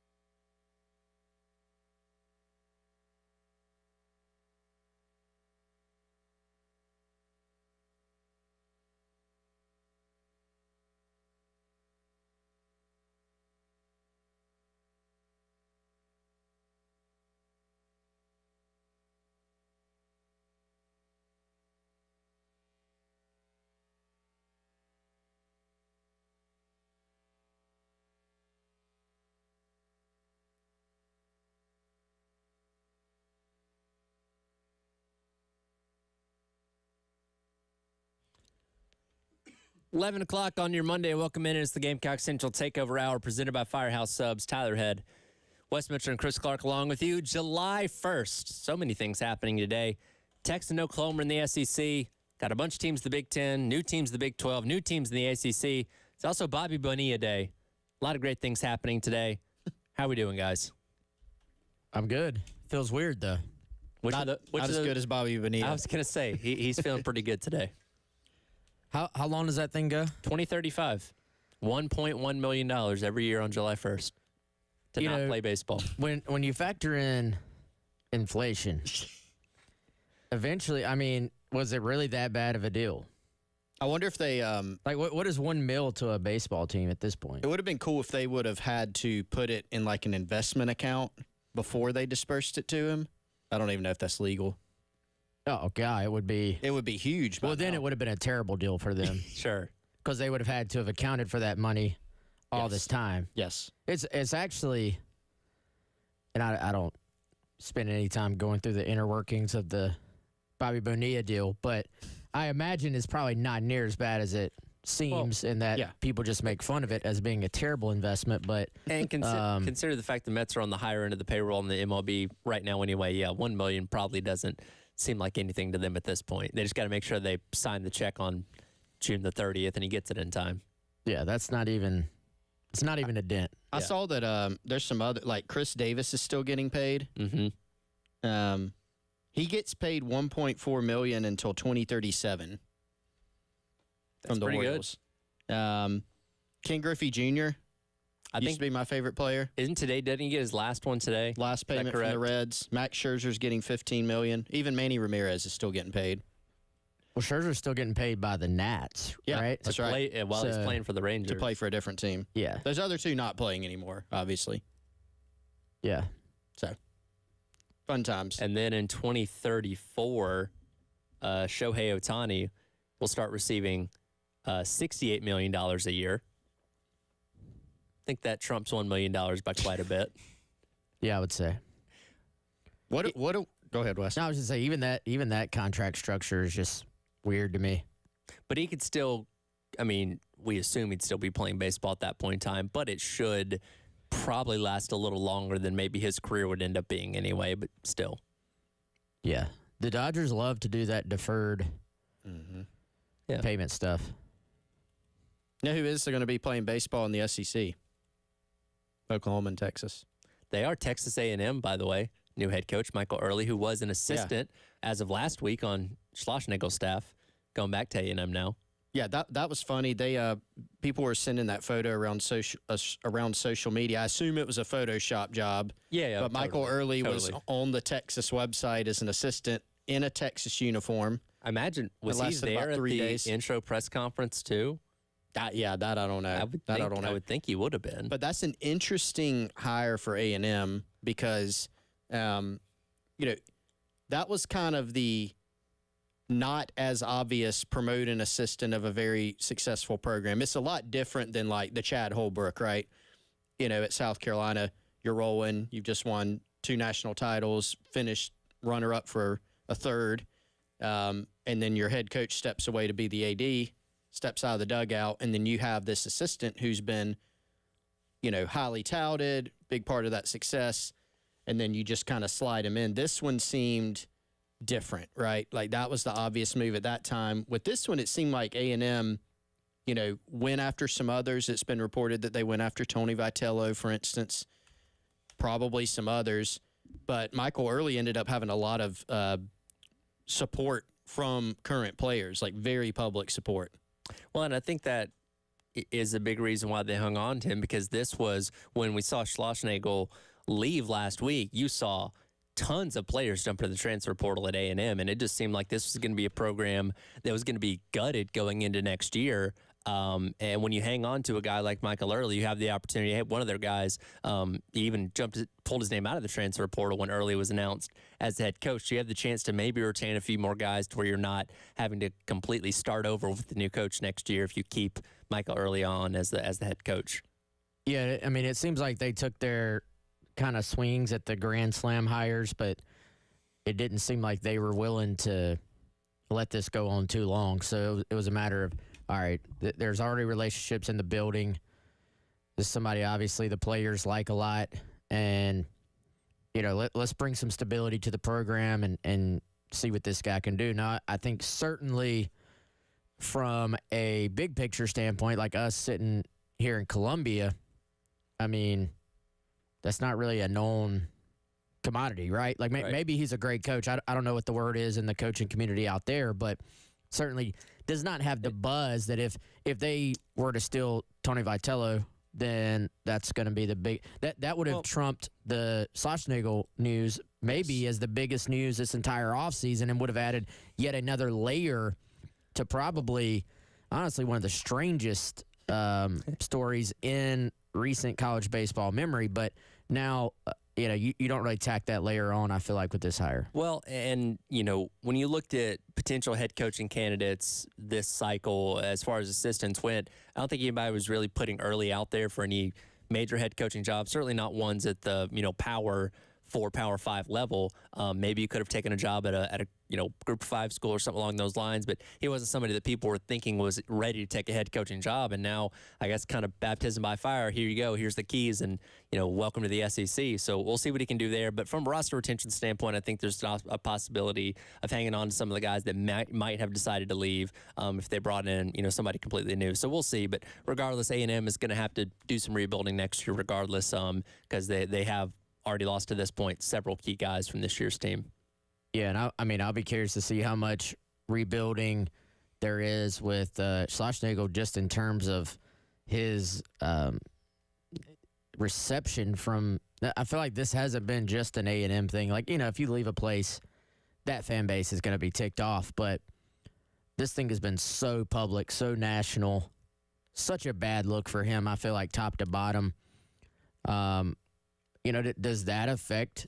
Is it one of those things where, because he obviously is a talented coach and he has the resume that winning trumps all, and it just doesn't matter, that people are going to buy in? Or is this something that very clearly affects his ability to coach at Texas? I think that's going to be interesting to see, because, I don't know how you get people to buy in, honestly. Like, how if I'm a recruit, if I'm a parent, how do I trust this guy at all? But people have been known to overlook far less in the prism of sports, I guess. Absolutely. So, again, today is the day that Texas and Oklahoma join the SEC, as do all the other teams joining new conferences, as we start the new sports calendar on July the 1st. Oklahoma is a team that South Carolina is going to have to see coming up in that tough month of October stretch. And going on the road to Norman, you're probably going to have to play some really good defense. Nicky Minori over the weekend was out at the Palmetto Autographs event here in town, and we got a couple of minutes with him from Gamecock Central. Yuval was out there talking to some of those guys, and he has some pretty high expectations for what this defense is going to be in 2024. Cut number 5 here, Dave. This defense, I think we get a lot of dudes drafted from this defense, man. We can probably see a little bit like a historical defense from this team. We got a lot of dudes up front: T.J. Sanders, Boogie, Tonk, Debo Williams, Bam Martin Scott, me, DQ in the back end, OD, Jalen. This defense is going to be crazy, so it's just something to see. A fun defense this year. So historical defense, did he also give us his thoughts on what the starting lineup is going to be for the most part on the defense with the names that he rattled off there? Maybe. I think some of them. Yeah. I think he named 9 guys, including himself. So still 2 more spots. Yeah, I think he mentioned those guys. He mentioned will probably be starters.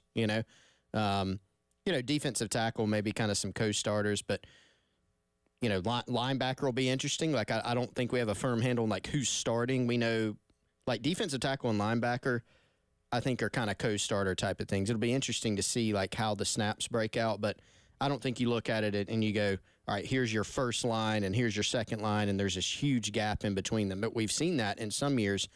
I don't think this year's one of them.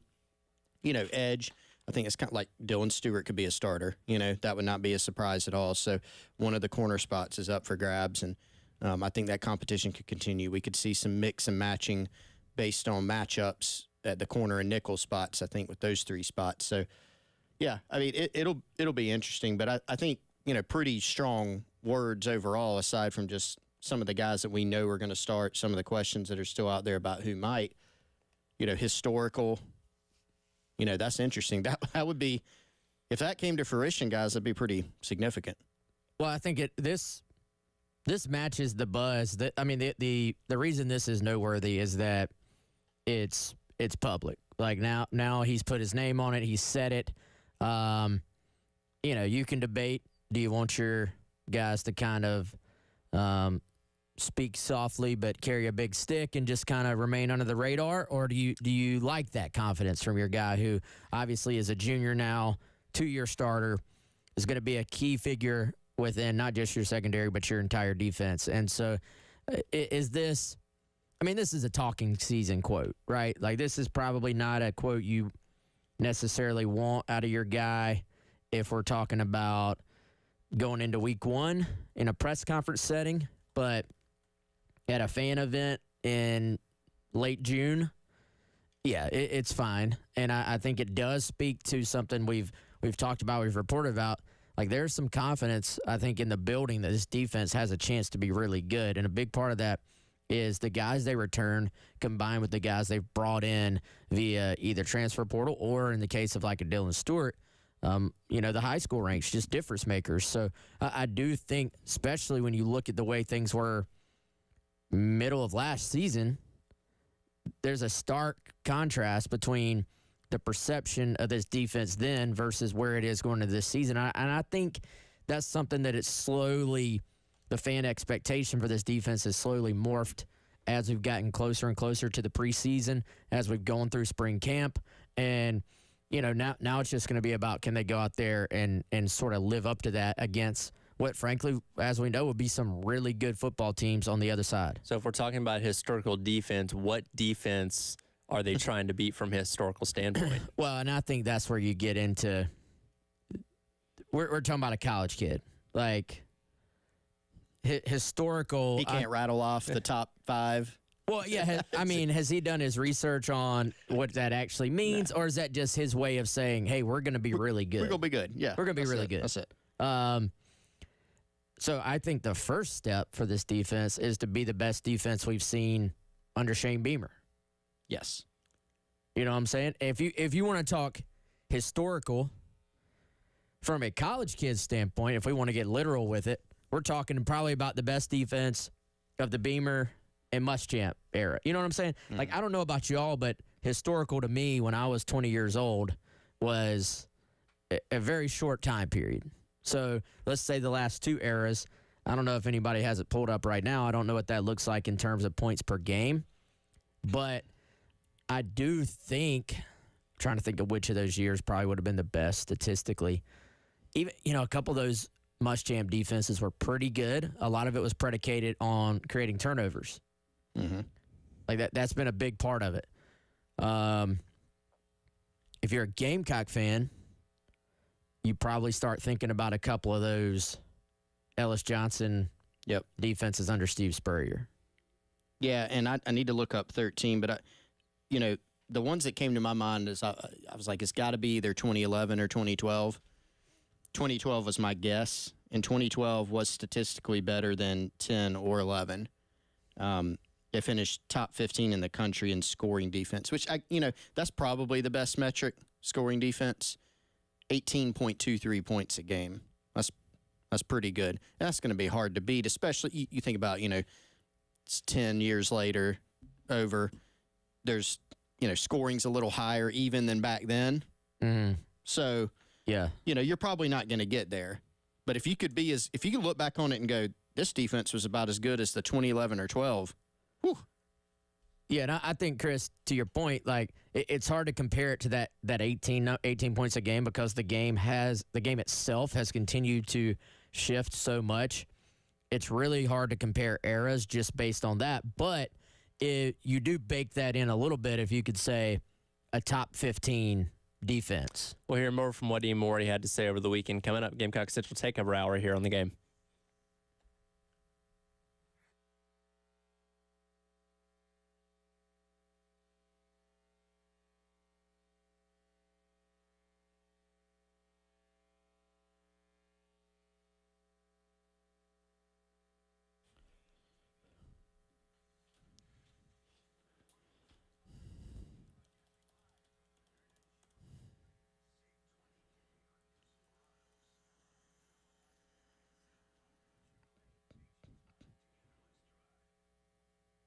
I don't know if we brought up this idea yet from our friends over at Integrated Media, but I feel like this summer, guys, in this football season, a lot more people are going to be purchasing game systems and things like that to play the new college football game. If you have plans to do that and you want to outfit your man cave or your living room or wherever you're going to be gaming, and, of course, to get ready for the college football season, hit up our guys Michael and Nathan over at Integrated Media.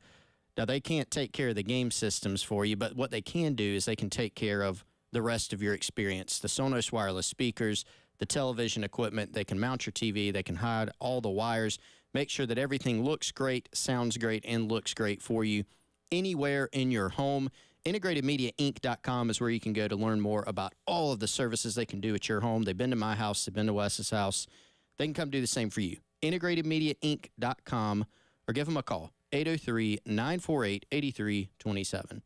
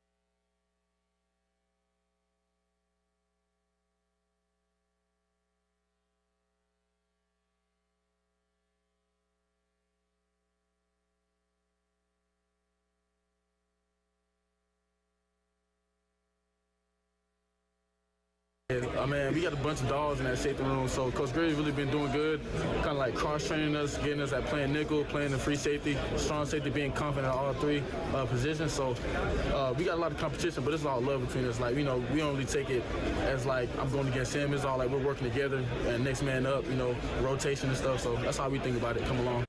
Welcome back in. Gamecock Central Takeover Hour presented by Firehouse Subs. Here on the game, Tyrod Westminster, Chris Clark along with you. That was another clip there from Nicky Minori over the weekend at the Palmetto Autographs event, talking a little bit about that safety room. And we've talked so many different levels about this defense with primary focus on what's happening up front and what's in the middle, because you've brought back so many guys, and you're also adding a lot of guys via the transfer portal. But the safety and secondary in general is very interesting. And Nick Emmanwori in general, going into year number 3, has obviously played a ton of football these first 2 years, is going to be looked at as one of the veterans and one of the leaders of the secondary group here in year number 3. Yeah, and I think you can pretty confidently predict the starters at safety and nickel, at least going off of last year. And I think it's going to be hard for anybody to unseat. Obviously, Nick E., DQ Smith, who settled in at the 2 safety spots. Then you have Jalen Kilgore, who settled in at the nickel spot last year. We know O.D. Fortune, probably your projected starter at 1 corner spot. And the big question has been who steps up at that other one. Now, I do think, you probably feel pretty good about all the guys vying for that other corner spot. So then whoever doesn't win it, whichever couple of guys don't win it, they sort of trickle in as the backups at corner. I think it's going to be, I would say, fascinating to see who the backups are at maybe those other spots. Like corner, it's interesting. You don't know who your starters are yet, obviously, like we just said, but because you have several guys vying, it's pretty easy just to, whoever doesn't win just slots right in. At safety, it's more like you have established starters, but not necessarily established backups. So what does that look like at safety? Do we see a Peyton Williams return back to form, a guy that played a little bit as a true freshman? Does Gerald Kilgore come right in and play a lot? Jalewis Solomon is currently slated to start out at cornerback, but I've been big on the idea of him possibly playing some nickel. I would love to see them be able to be in a spot where they could get a little bit more matchup based at that nickelback spot. We saw that in prior years. We didn't quite see that as much last year due to just not having the guys. I would like to see them be able to maybe solidify, like if you're playing a team who's going to spread, has size, can set the edge, can stop the run, all those things as well. You got to go back to Tennessee and Clemson games 2 seasons ago. How important was it that they were able to slide a Cam Smith into that slot spot and shut down slot receivers of Tennessee and Clemson? Yeah, that was such a luxury to have. You think about how they played at the end of the year. That was a big aspect of that. They played a lot of man coverage late in 2022. And if you didn't have several, NFL potential guys on the roster there at corner, who are capable of handling that, you couldn't have done it. The other day, I think over the weekend, Wes, I actually ranked the positions on South Carolina's defense. And I had corner last, but in doing that, it's not really like a slight in thinking that the position isn't going to be good. I just think it has maybe more questions in some of the other spots. I think there's actually probably, this is going to sound a little backwards, there's potentially more depth at corner and like a cover nickel spot than safety, but you just feel like the starters at the safety kind of nickel configuration are more set. Between the guys that Nick mentioned, himself, Jalen Kilgore, DQ Smith, you've got some guys that have all played safety and have all played nickel there and have all played a good amount of football. Nicky and DQ going into year 3 and then Jalen going into year 2. At corner, you've got O.D. Fortune as the veteran of the group, and he's played a lot of football and played pretty well. He's, you kind of know what you're getting with O.D. You've got some other guys who are younger. Judge Collier as a sophomore, Emory Floyd, Vakari Swain, Jalewis Solomon. These are very talented guys, all except Judge, who was actually the one who played the most out of the freshmen last year. All those others were 4-star guys, like highly recruited guys, very athletic, very talented. So it could be that by season's end, they've developed more depth there to where it's kind of almost past that safety spot. But just coming into the year, I think a few more questions there. So that is one thing. I think you make a good point, Wes, that when you look at safety, that's a spot where I think you've got to develop a little bit more depth. Safety nickel, Gerald Kilgore is a big part of that. I go back to what Judge Collier told us here on the Garnet Trust Hour one day. He said, they're moving Jalewis Solomon around some. So that kind of got my ears perked up. What does that look like? So they have some options. I think they've just got to develop some of those young guys as well. get one more cut here from Nicky Emmanwori talking about the defense and what he's expecting out of it this season. Cut number 6 here, Dave. For sure. We came in a little bit more different this year. Like, we coming in, we're a different mindset. We just seen some things. We don't want to experience what we experienced last year, so we're trying to get the most out we can out this defense. And it's gonna be a crazy defense this year. I'll say that. I'll put my name in it. I'll stamp that for sure. So we're gonna do this year for sure. So already projecting them to be historical, but putting his name on it with the stamp of it being a crazy defense as well, which hopefully it is. And if you're going to be successful with the kind of schedule that South Carolina has to take on this year, defense is going to have to be up to snuff, certainly better than it was a season ago. Well, and I think every year you sort of, in my opinion, look at the balance of your team and where have you gotten better, where have you gotten worse. And some areas you may say, man, this is a real concern. Other areas you may say it's a question, but it could go either way. So when you look at the fact that your offense and defense are always paired together, early on in the season, like let's be honest, your defense is going to need to play very, very well. Like I think we all think, everybody here thinks and believes Lenora Sellers has superstar potential. Now, as we have seen, like you don't have to watch a lot of sports to even realize this, but when does a guy break out as far as starting to show that superstar potential on the field? Like, what is realistic? Does he come out day one, game one, against, albeit a little bit lesser opponent, and, throw 4 touchdowns, run for 100 yards, and, go 20 for 25? Or is it a little bit more of a slow burn?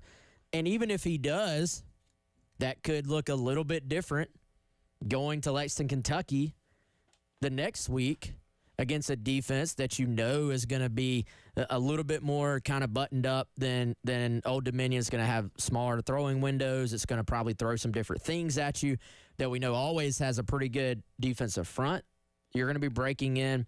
Nobody is going to enjoy this sentence, but you're going to be kind of trying to figure things out on the offensive line as well. So I think, to me, there's a little bit of an onus on this defense to give the offense a chance to feel its way out, because breaking a new quarterback, breaking in several new wide receivers, and then Rocket Sanders, who is going to have to be really good for South Carolina this year, also will be coming back off of an injury.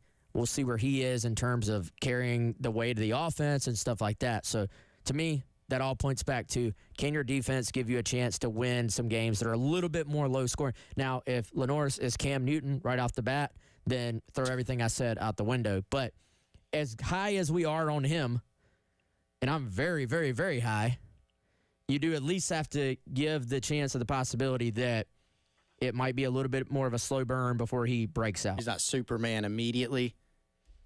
Maybe not. That Auburn team that Cam Newton was on was not, we've talked about this before, it's not like they were incredible No, it was, any phase of the game. But one of those guys on the offense, I think one of the left tackle had one start in the NFL, but that was it. Like, it was literally Cam Newton carrying everything, which, again, you don't think is going to be the case here with Lenore Sellers. You don't want that to be the case. You don't want that to be the case. Yeah.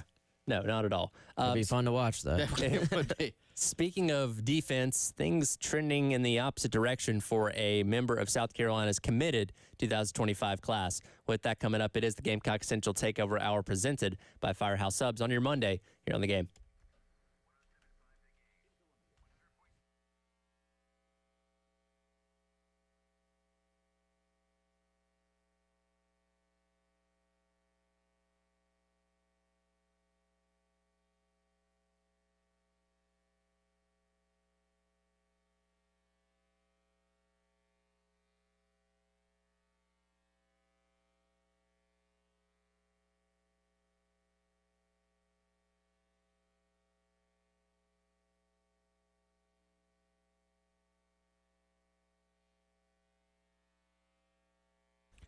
All right, guys, our friends over at Goal Line Framing, Kendall and Joni, obviously huge sports fans, and they want to welcome home the 4 new head coaches here in town. And they also want to give you a deal just because of that. Any customers will receive 25% off for a framing purchase or any sports-related prints or items that are related to sports. Again, they are pumped up about kind of that new era here in Columbia of South Carolina Athletics, and they want to reward you with 25% off any of those sports-related purchases. Hit up our friends over at Gold Line Framing, 803-739-1337 for any and all of your custom framing needs. Diplomas, original artwork, canvases, jerseys, flags. Again, any sports-related prints, purchases, or framing jobs right now, 25% off. Again, that phone number, 803-739-1337. Call them today. Call them right now.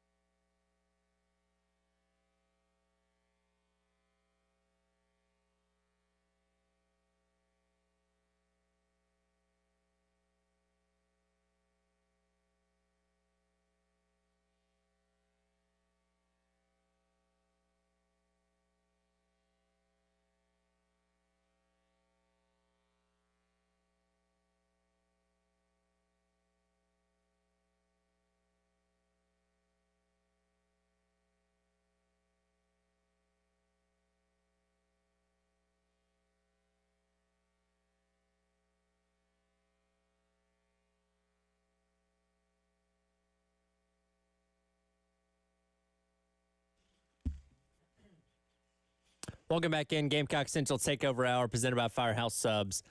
Tyler Head, Wes Mitchell, Chris Clark along with you on this Monday. Appreciate everybody checking us out on the Game TV, sponsored by Shepherd's Glass and powered by our friends over at Integrated Media. Of course, the June and July months, very important from a recruiting standpoint. Unfortunately, though, the top prospect in South Carolina's 2025 class might be trending in the wrong direction. Shamari Earls, the four-star cornerback out of Virginia, possibly in position to flip to Georgia.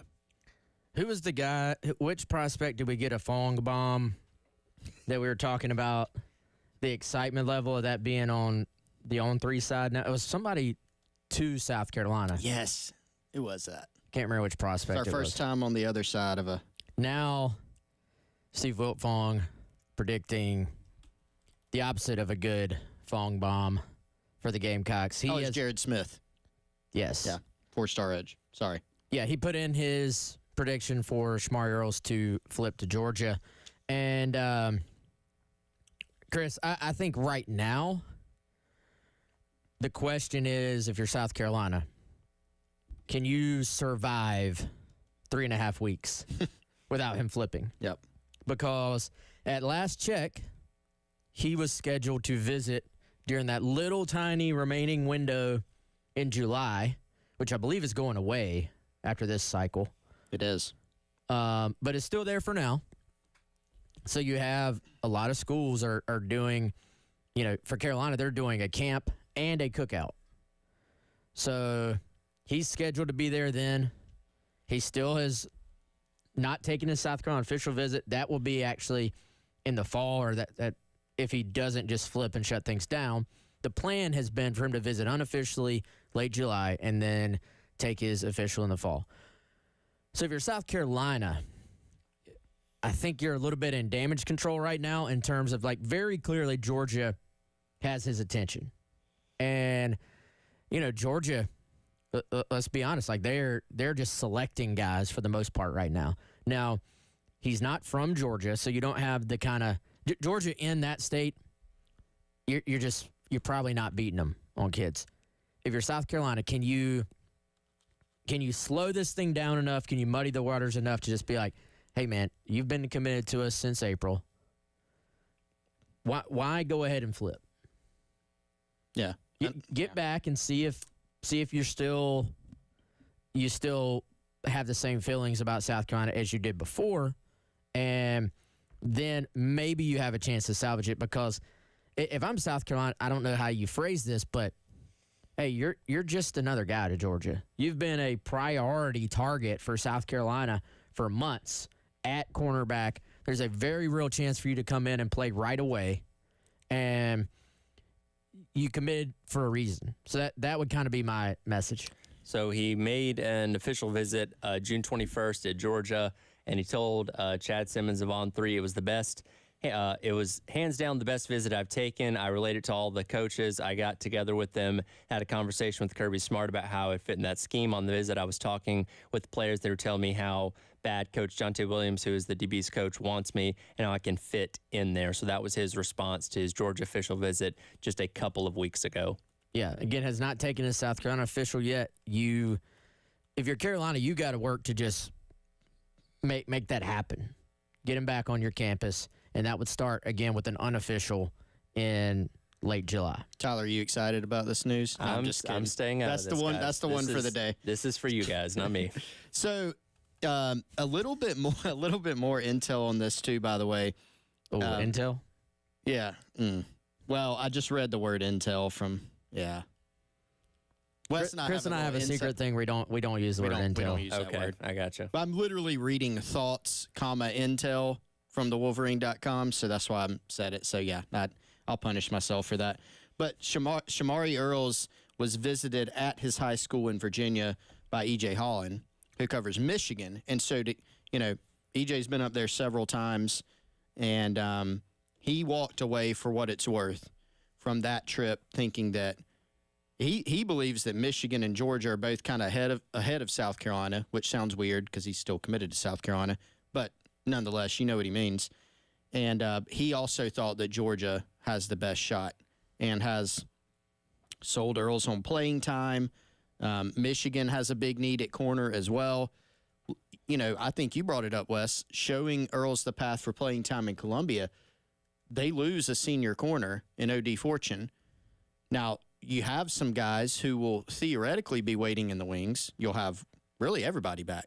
Mm-hmm. Collier, Floyd, Swain, Solomon, assuming, it's the year, 2024, 2025, portal will be wide open. But it's not like South Carolina is going to return 2 or 3 senior corners where you just can't see it, right? So I think that is the key. EJ also passed along that he feels like something could happen sooner than later. So what does that mean? Does Earls back off his commitment? Does he just open it up? Because it's been open, but does he just publicly open it up and then continue with the process? What South Carolina's got to avoid is a flip. Just an outright, I'm flipping to Georgia. You don't want to log on tomorrow afternoon if you're South Carolina staff and see the Hayes Fawcett graphic with Shamari Earls flipping to Georgia. Yeah, and unfortunately, no, when Wilt Foam puts those in, that probably means he's heard a Georgia flip is happening. So, again, these things can change very, very quickly. But right now, if you're a Gamecock fan, I think you have to just mentally prepare yourself for that strong possibility and hope that the staff can get this thing turned around a little bit. So we'll see what happens. And again, that official visit for Shamari Earls still waiting to come here at South Carolina. We'll come back and wrap up today's edition of the Gamecock Central Takeover Hour presented by Firehouse Subs. Wes says he has a pop quiz for myself and Chris. We'll get to that coming up here on your Monday on the Game.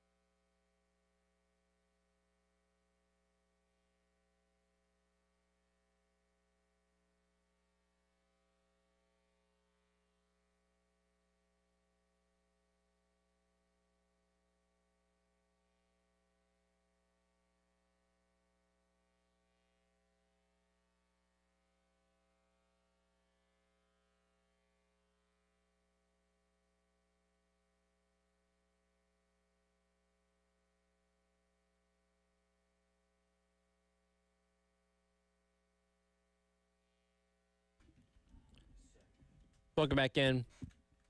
Gamecock Central Takeover Hour presented by Firehouse Subs. Tyler Head, Wes Mitchell, Chris Clark along with you, wrapping up today's edition of the show. And Wes has not informed us anything about this pop quiz. Not a thing. So I will let you have the stage.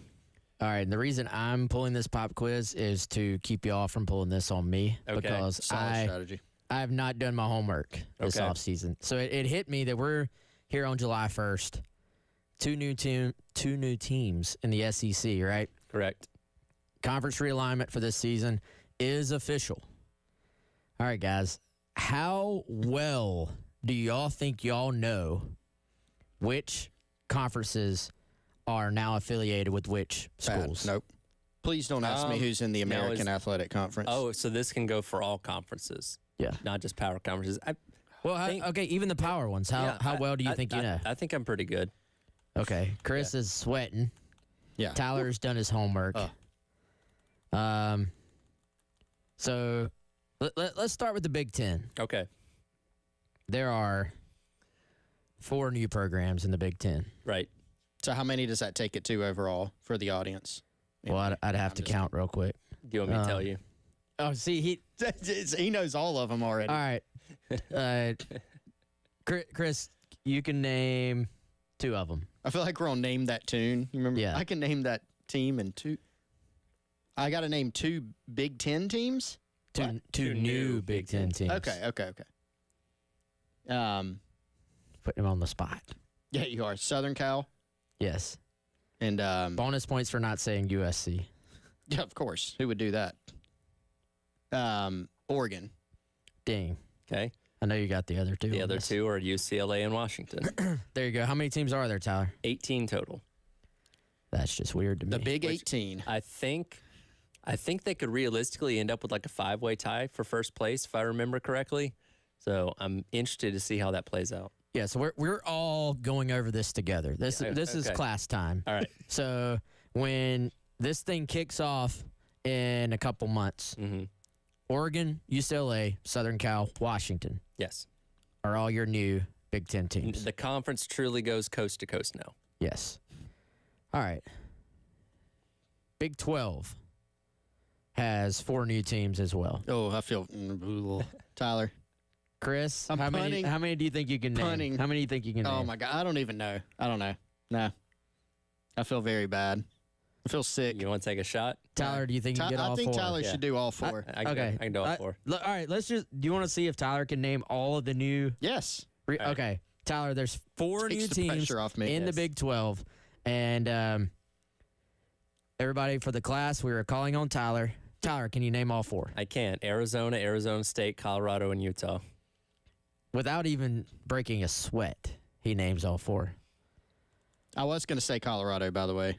They were the But they're first one. So they, Yes. before the Pac-12 collapsed, they were going to go anyway. That's right. And then everything fell apart, and it's like, okay, well, these 3 other schools need a landing spot now, so why not? By the way, Utah just named Morgan Scalley, their defensive coordinator, head coach in waiting. Interesting. No, timetable or anything Well, like that. Whittingham's been there for 20 years. Yeah. So that was interesting. So, all right. ACC has added 3. 3 new teams. Ooh, that makes it tougher when there's 3. Tyler, I feel like you can get this one. Name all 3. Chris, do you want to take a shot at this? at all? Stanford. Stanford's 1. There's 1. Cal and SMU, the other 2. There you go. So weird.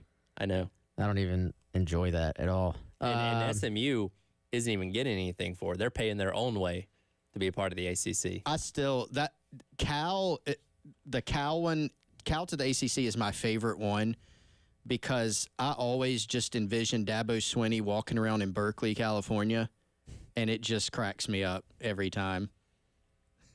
Talk about a fish out of water. Yes. That's funny. All right. Dadgum, this place a little different out here. Exactly. Who are the 2 teams left in the Pac-12? Tyler is that kid that's just raising his I know- hand for every You question. wanna go I for do this, know Chris? those. It's Washington State and Oregon State. Correct. You know, Corvallis and Pullman aren't the bustling metropolises these other conferences were wanting to take in. They're unfortunately. outposts. All A right. nice way to put it. The SEC, of course, has added Oklahoma and Texas. Yep. I know Tyler's going to get this one. Who is Conference USA added? Kennesaw State. Ding, ding, ding, ding. Just one. And who has the MAC added? Ooh, okay, now we're getting interesting. MAC. Maction. Maction. Who did the MAC add this year? Pretty sure. No, How many teams? it's just one. Can't tell you that. You might have got me on this one. Well, it was a trick question. There's none. No, Nah, no dang additional it. teams. I was like, I was like, who did they add? All right, that's not fair. the AAC Okay, has added one team. American Athletic Conference. Yes. Like I just saw this one. Oh, it'd be Charlotte, right? No, they've been in. No, that was last year. Gosh. They lost one team, Mm-hmm.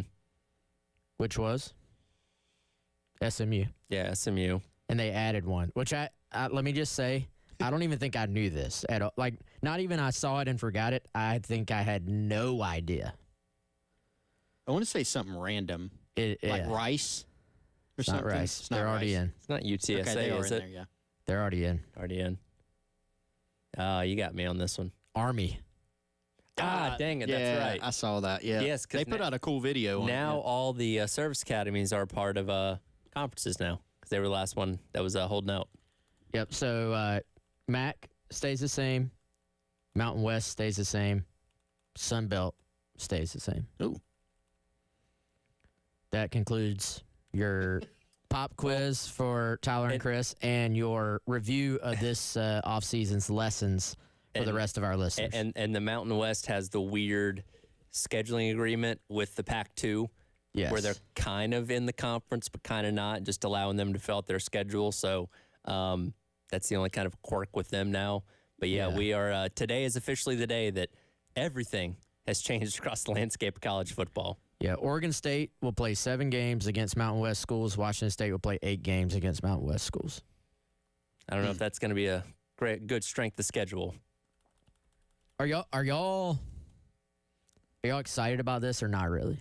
I'm intrigued because we've seen things change in college football a lot in the past 10 years, but never so many things at once. And it's not just the realignment, it's the college football playoff, the whole 9 yards. Like, we are entering really a new era of college football this year. And like, there's a lot of things that, I talk about unintended consequences a lot. We don't know what those are going to be and how all this is going to work out. How is an 18-team league going to work, or a 17-team league, or a 16-team league? Like, a lot of questions still to be answered here.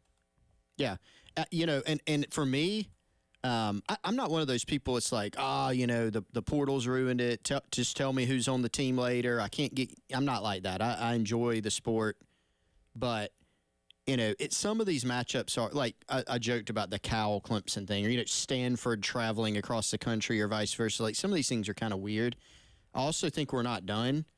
The ACC, all that's going on. We could see the Big Ten, who's now at 18 teams. They might add Clemson and FSU at some point. The SEC might expand and add, Virginia and North Carolina or something like that, and it might just keep going. By the way, a lot of smoke. Something could be happening with FSU this month.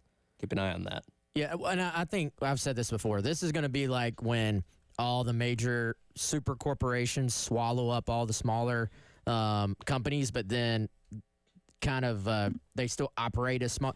I think you could see Big Ten, Big 12 is hanging in there.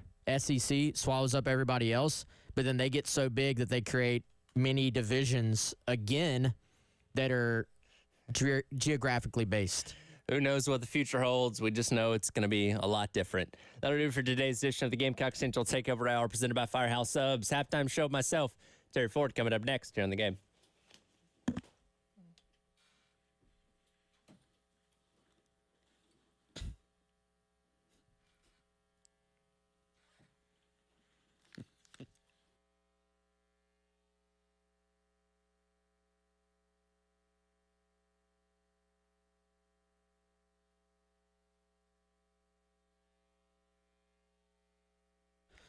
All right, guys, let us tell you about our friends over at Firehouse Subs. once again. We were out there live at Firehouse Subs on Thursday, had an outstanding time. You can have an outstanding time for your lunch from Firehouse Subs. The easiest way to order that is firehousesubs.com or with the Firehouse Subs app. Rapid rescue to go. Avoid the wait. Order online. You can click around. No matter where you are in the Columbia area, there's a Firehouse Subs locations nearby to you. So what you can do, hit that Rapid Rescue. They're going to have it waiting for you on the shelf so you can maximize your time off with lunch. Very efficiently pick it up on the shelf. It's going to have the chips right there in the bag for you as well. Want to try something new? Try this new barbecue Cuban, Southern Roots with a Cuban twist. We've been telling you about it for a while now. Get it before it's gone from Firehouse Subs. Again, that's firehousesubs.com and Rapid Rescue Firehouse Subs app.